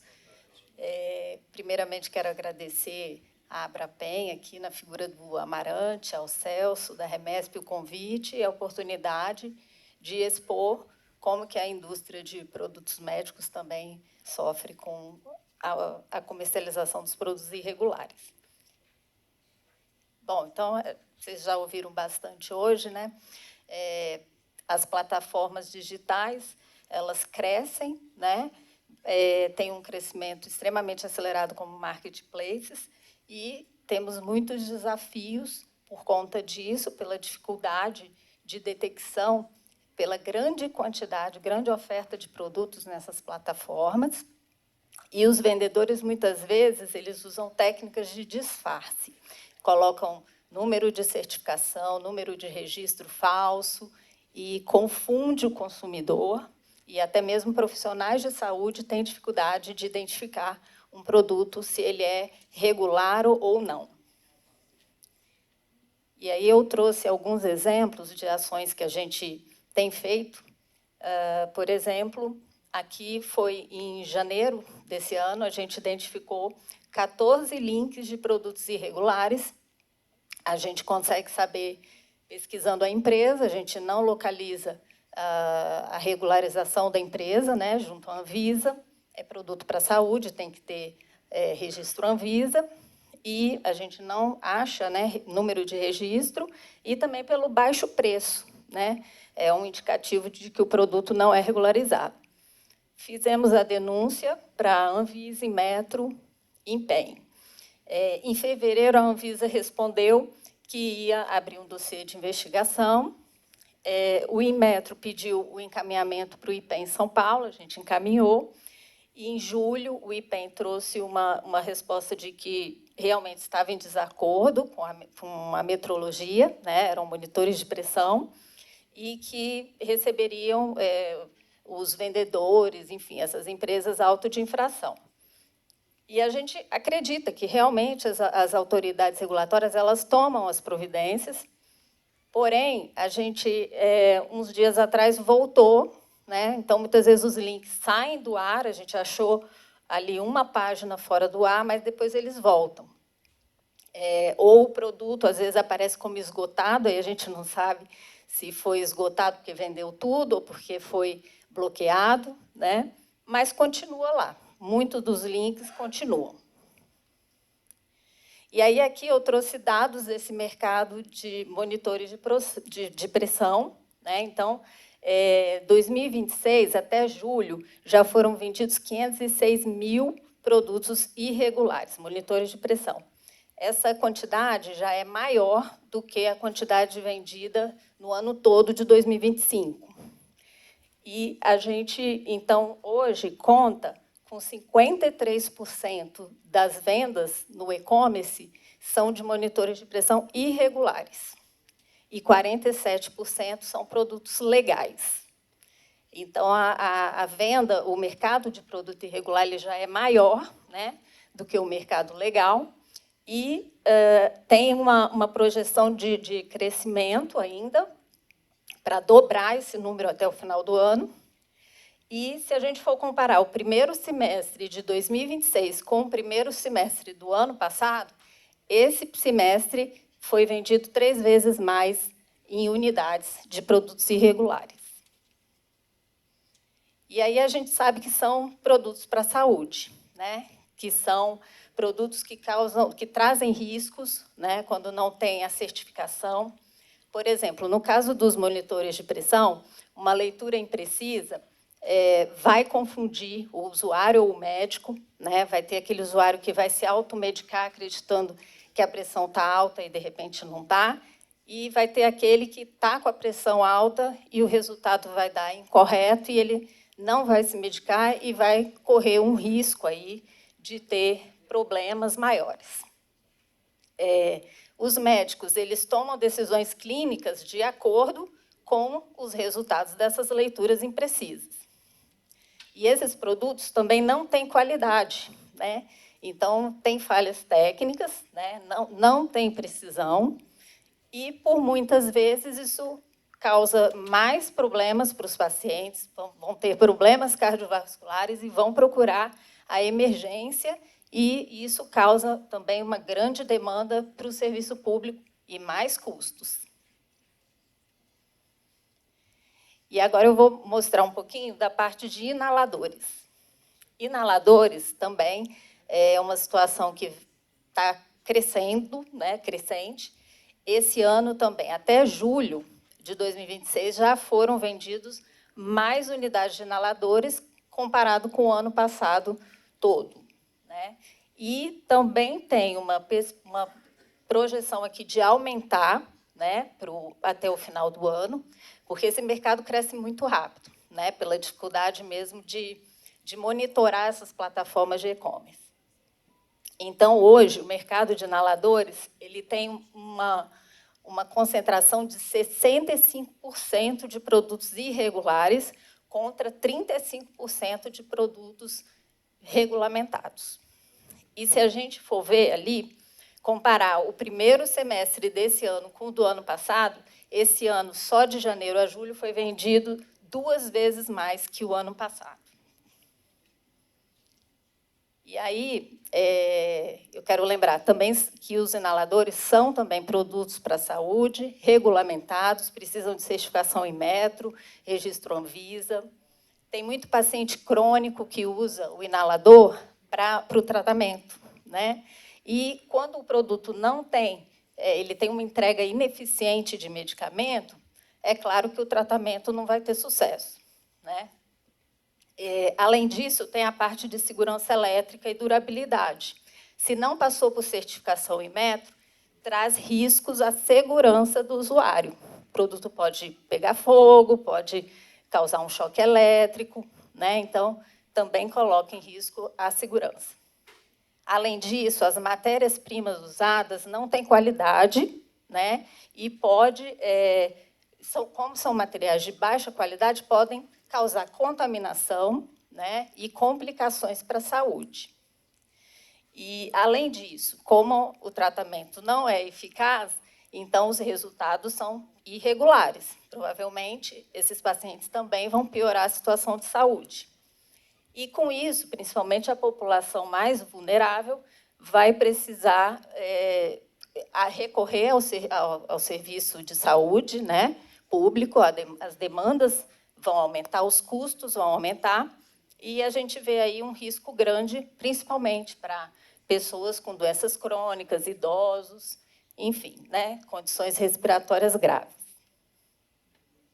Então, aqui é o mapa que mostra, aqui é o resumo, né, de No mercado de monitores de pressão e inaladores, esse ano, no primeiro semestre, foram vendidas 860 mil unidades de produtos irregulares, o que já ultrapassa o ano todo de 2025. E existe uma projeção desse número chegar a 1,5 milhão de unidades até o final do ano. Então, a gente vê um cenário aí bem crítico, né? E eu trouxe aqui, vou tentar resumir, porque tem muita coisa escrita, como que esses produtos entram, né, no Brasil. Então, a gente tem uma ferramenta de inteligência artificial e ele mostra o seguinte: as empresas compradoras irregulares, elas usam a NCM certa, né, a classificação de monitor de pressão e de nebulizador. E olha que interessante, a maioria dessas empresas, essas são algumas que a gente identificou que são irregulares, não têm autorização da Anvisa, elas estão localizadas em Maceió e Rondônia. E olha que coincidência, pesquisando o endereço, várias das empresas elas estão estabelecidas no mesmo endereço. Mesma rua, mesmo número, e a grande maioria dessas cargas entram pelo Porto do Rio de Janeiro. Como que eles conseguem driblar, né, a Anvisa e a Receita Federal? Eles usam o destaque 999, quando eles cadastram o Siscomex, e aí, quando isso, o vendedor ele coloca lá, 999, e aí já aparece que o produto não é sujeito à fiscalização sanitária. Então, a Anvisa não... Já passou rápido. A Anvisa não tem anuência de Anvisa, né? E eles vão pelo canal verde, tranquilamente. Aqui, eu vou passar mais rápido agora. Aqui, já me sinalizou o tempo. Aqui são dados de importação, né?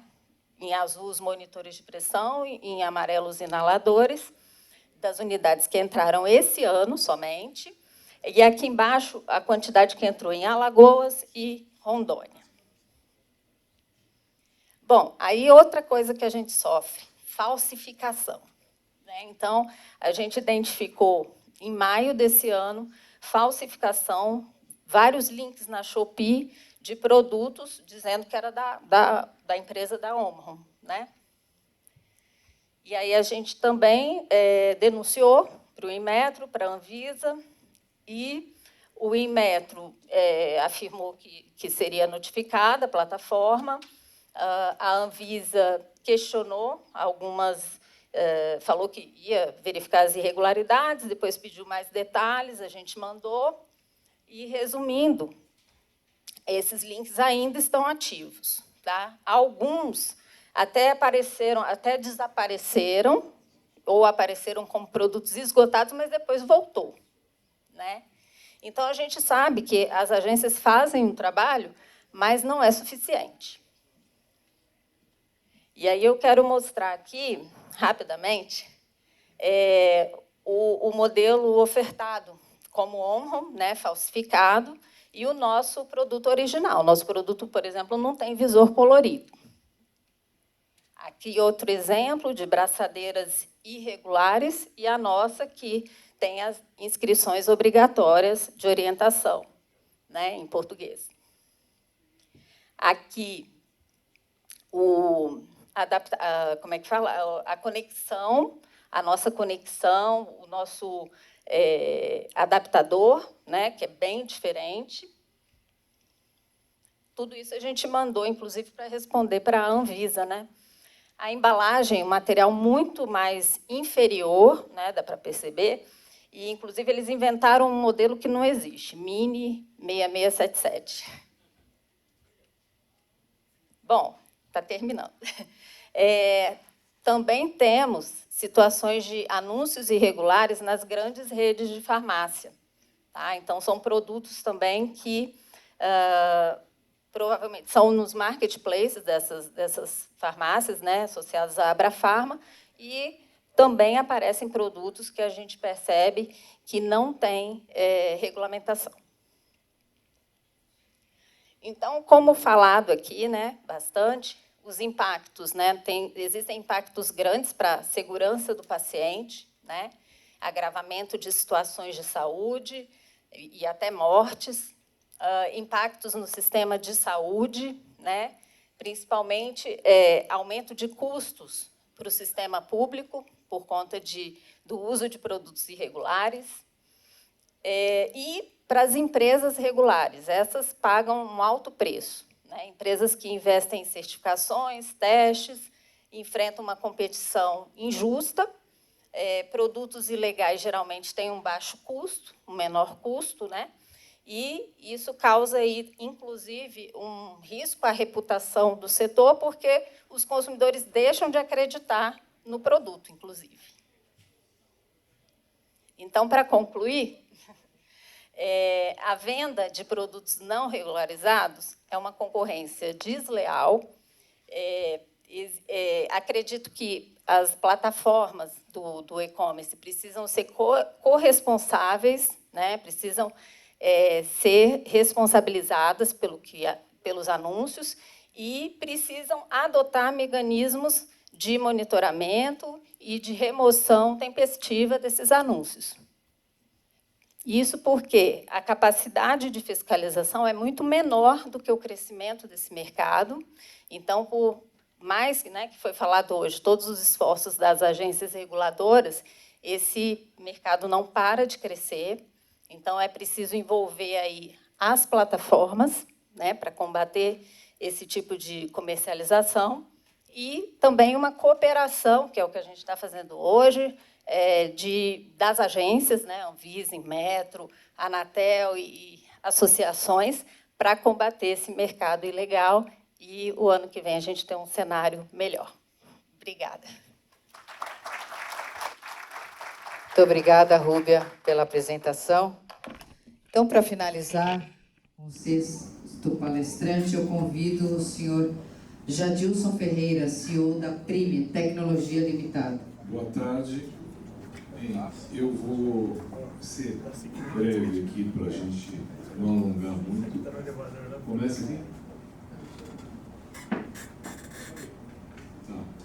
A Prime é uma empresa de tecnologia, na verdade é uma casa de moeda privada e especializada em documentos de segurança. A gente tem diversas certificações especializadas nisso, como a 14298, que é só de casa de moeda, 15540, 17772, então. E ao longo desses anos, dessas últimas décadas, a gente ganhou diversos prêmios nacionais e internacionais, em torno de 30 e poucos prêmios, inclusive internacional. E nosso foco é proteger a receita dos nossos clientes e as operações deles, porque em alguns casos o mais importante do que a receita é a vida do cidadão, como falou na questão agora da saúde. Quando você adultera lá um medidor de pressão, você não está podendo colocar o risco da vida da pessoa, né? Bem, eu vou passar um filmezinho aqui você pode colocar um minutinho. Arte é uma habilidade. A capacidade de transformar a matéria em uma experiência. Segurança, estabilidade e firmeza. Qualidade que livra de incertezas e perigos. Arte e segurança. Princípio, meio e fim da Prime. Uma empresa cuja missão é proteger a receita e as operações dos clientes a partir de soluções e dispositivos de segurança. Nós somos parceiros estratégicos dos nossos clientes. São eles o nosso principal patrimônio. Nós trabalhamos para dar a eles não apenas os melhores produtos, mas o melhor em relações humanas. Proporcionamos soluções exclusivas em sintonia com os mais avançados centros do mundo. Foi assim que conquistamos inúmeros prêmios em excelência gráfica, impressos de segurança e inovação tecnológica. Nós criamos produtos com características únicas, assim como as pessoas. Tudo isso alinhado com a segurança, a estética e um cuidado artesanal exclusivo para cada projeto. O nosso foco é estar à frente, concebendo os melhores produtos e serviços, com técnicas e parâmetros do que existe de melhor em itens de segurança. sistemas informatizados e tecnologia de última geração. Sem nunca esquecer o capital humano, nossos colaboradores, parceiros, fornecedores e clientes. Gente, arte e tecnologia, unidos para tornar o seu mundo mais seguro. Prime, alta... Bem, muda para a gente? Tá. Bem, a gente tem uma solução que, na verdade, a gente foi pioneiro nessa solução, eu diria para vocês que foi um pioneiro no Brasil, com certeza absoluta, e provavelmente no mundo, que nós fazemos documento de segurança há muito tempo, e nós percebemos uma dificuldade de nossos clientes, o cidadão, perceber se aquele documento é autêntico ou não. Por exemplo, eu dei um exemplo agora há pouco, uma cédula de dinheiro. Se eu trouxer uma cédula do dinheiro do IEM aqui para o Brasil e perguntar para uma pessoa, mesmo para um especialista de segurança, falar se a cédula é falsa ou verdadeira, ele não vai saber se é falso ou verdadeiro, porque ele não tem um material de confrontação do original. Então, a gente criou, na verdade, o selo inteligente. Isso faz 15 anos, mais ou menos, aqui no Brasil. Foi criado há 15 anos atrás. Inclusive, a patente do selo inteligente é nossa. E que você levava através do celular, que é exatamente o conceito do palma da mão.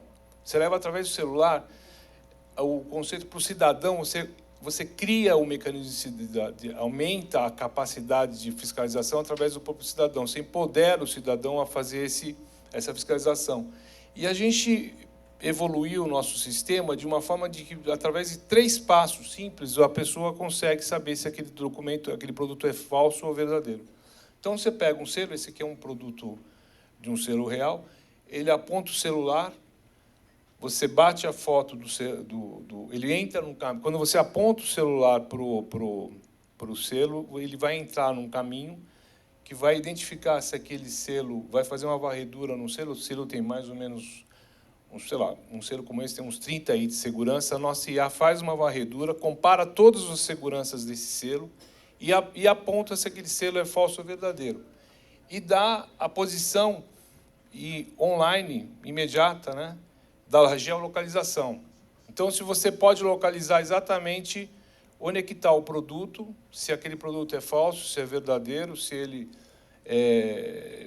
tem uma região que tem muito concentração de produto com problema, você pode fazer uma ação de fiscalização mais focada nisso daí. Enfim, essa é uma solução que a gente tem trabalhado há bastante tempo, implantamos em vários clientes, inclusive o pessoal acho que de perfume estava falando, a gente fez uma exportação agora para os Estados Unidos, que eles estão usando nosso sistema na África e na Europa, de perfume. Depois você posso até te apresentar a solução. E você, de cá mesmo, a gente consegue localizar onde foi feita a leitura, a geolocalização, dá para fiscalização, para a empresa fazer o monitoramento e assim por diante. Bem, na verdade, é um produto, a gente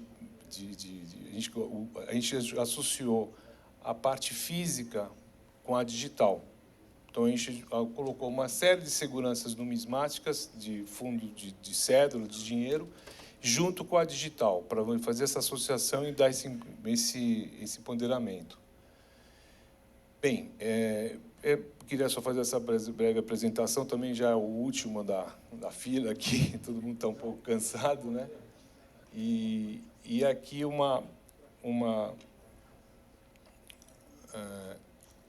tu está apresentando aqui?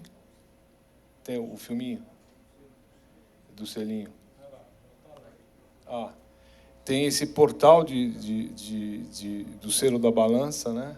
Que está entrando em funcionamento, que agora o pessoal qualquer cidadão pode chegar lá, verificar se a balança é autêntica, e aqui ele dá a posição pode atrelar várias informações, inclusive se quiser saber quem comprou, de quem é o fabricante, qual é o fornecedor, ou qual é a ideia que quiser, né?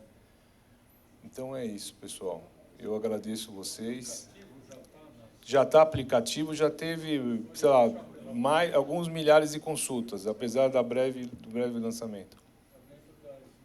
dentro da lojinha, exato. Não é aplicativo, a gente não precisa de aplicativo, a gente deu uma evoluída, justamente porque se você pegar o seu celular, você deve ter lá, sei lá, facilmente 30 aplicativos. Então, as pessoas já estão cansadas de ficar procurando o aplicativo e clicar. Você não precisa fazer isso, você basta mirar seu celular, você tem um QR Code que faz o caminho, faz a conexão e já faz se é falso ou verdadeiro. A gente encurtou.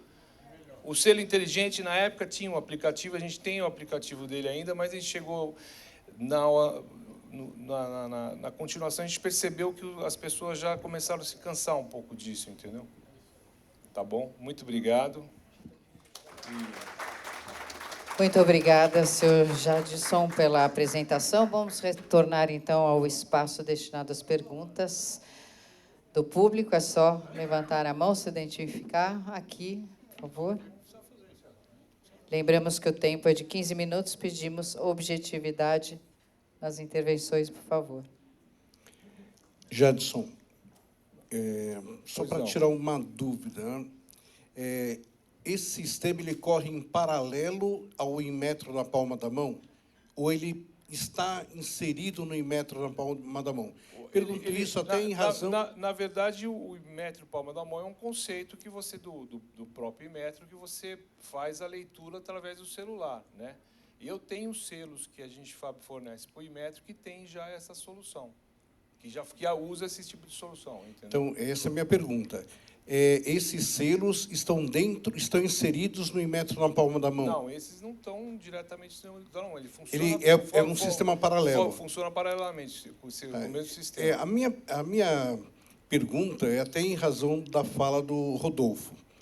É uma preocupação muito grande que eu tenho, você demonstrou realmente a história, mas uma preocupação que eu tenho, porque quando a gente começa a correr em paralelo a um projeto novo do Estado...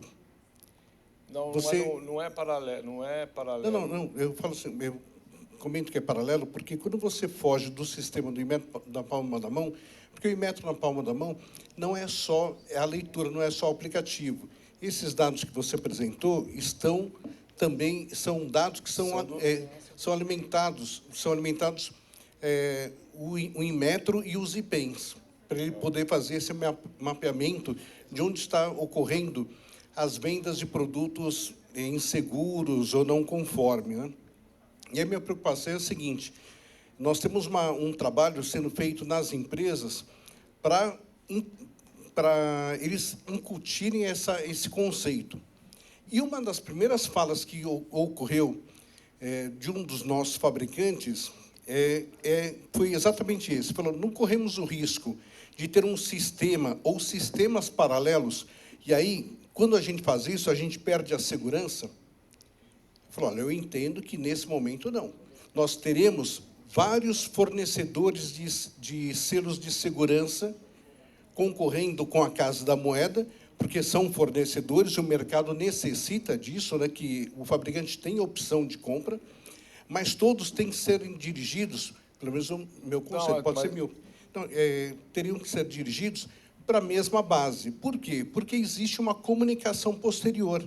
E Inmetro na palma da mão, e aí peço até desculpa para o próprio Inmetro, mas o Inmetro na palma da mão tem essa comunicação direta com os órgãos delegados, tem alimenta o sistema do próprio Inmetro e se comunica com o consumidor.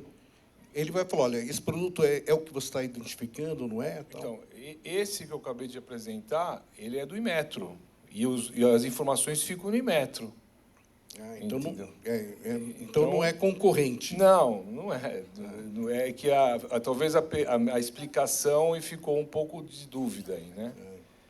Posso fazer uma parte? Pode, fica à vontade. Eu não estou familiarizado com o sistema que ele mostrou aqui agora, mas assim, o que a gente entende enquanto entidade que combate fraude e falsificação no que diz respeito a você ter um selo de segurança num produto que dê rastreabilidade e também que traga o consumidor para ser esse partícipe de ferramenta de fiscalização e crie o mapa de calor para a gente trabalhar em conjunto com as autoridades.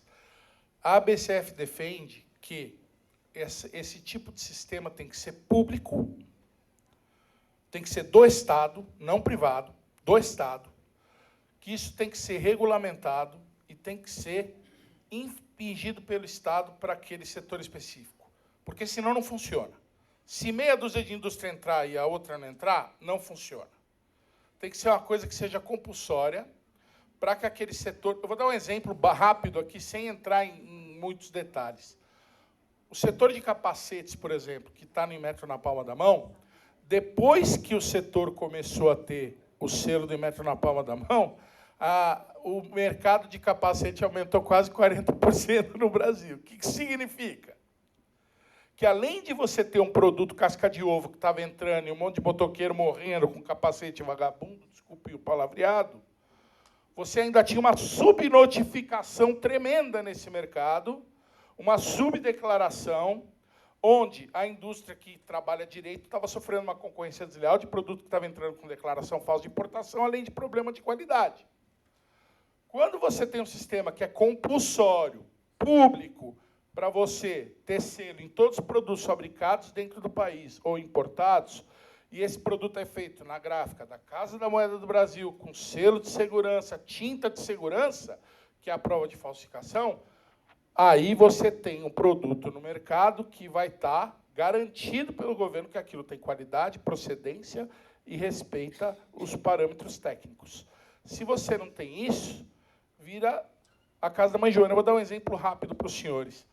Quando se começou a estudar meios de se colocar rastreabilidade no produto cigarro na Europa, se ofereceu um sistema público para a Interpol, para a União Europeia, para que ele funcionasse para todas as fábricas de cigarro, para inibir o contrabando e a falsificação de cigarro na União Europeia. Nesse momento, uma fabricante de cigarro muito conhecida mundialmente, a Philip Morris, montou uma empresa de tecnologia e quis vender o sistema dela para a União Europeia.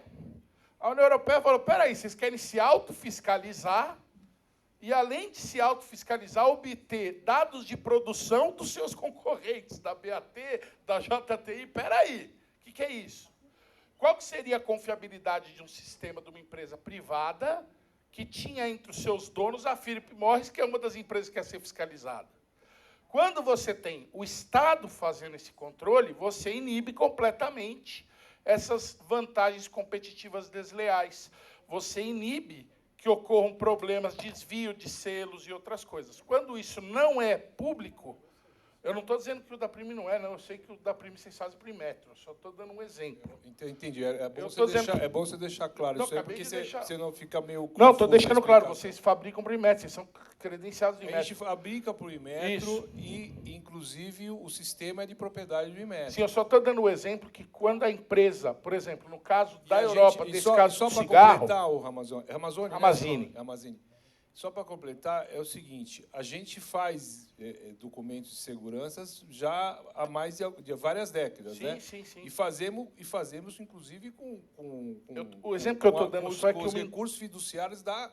Aliás, acabamos de fazer para Nicarágua uma célula de dinheiro que, aliás, eu posso lhe mostrar. O exemplo que eu estou dando, só para complementar o raciocínio, para não perder o raciocínio, o exemplo que eu estou dando é o seguinte.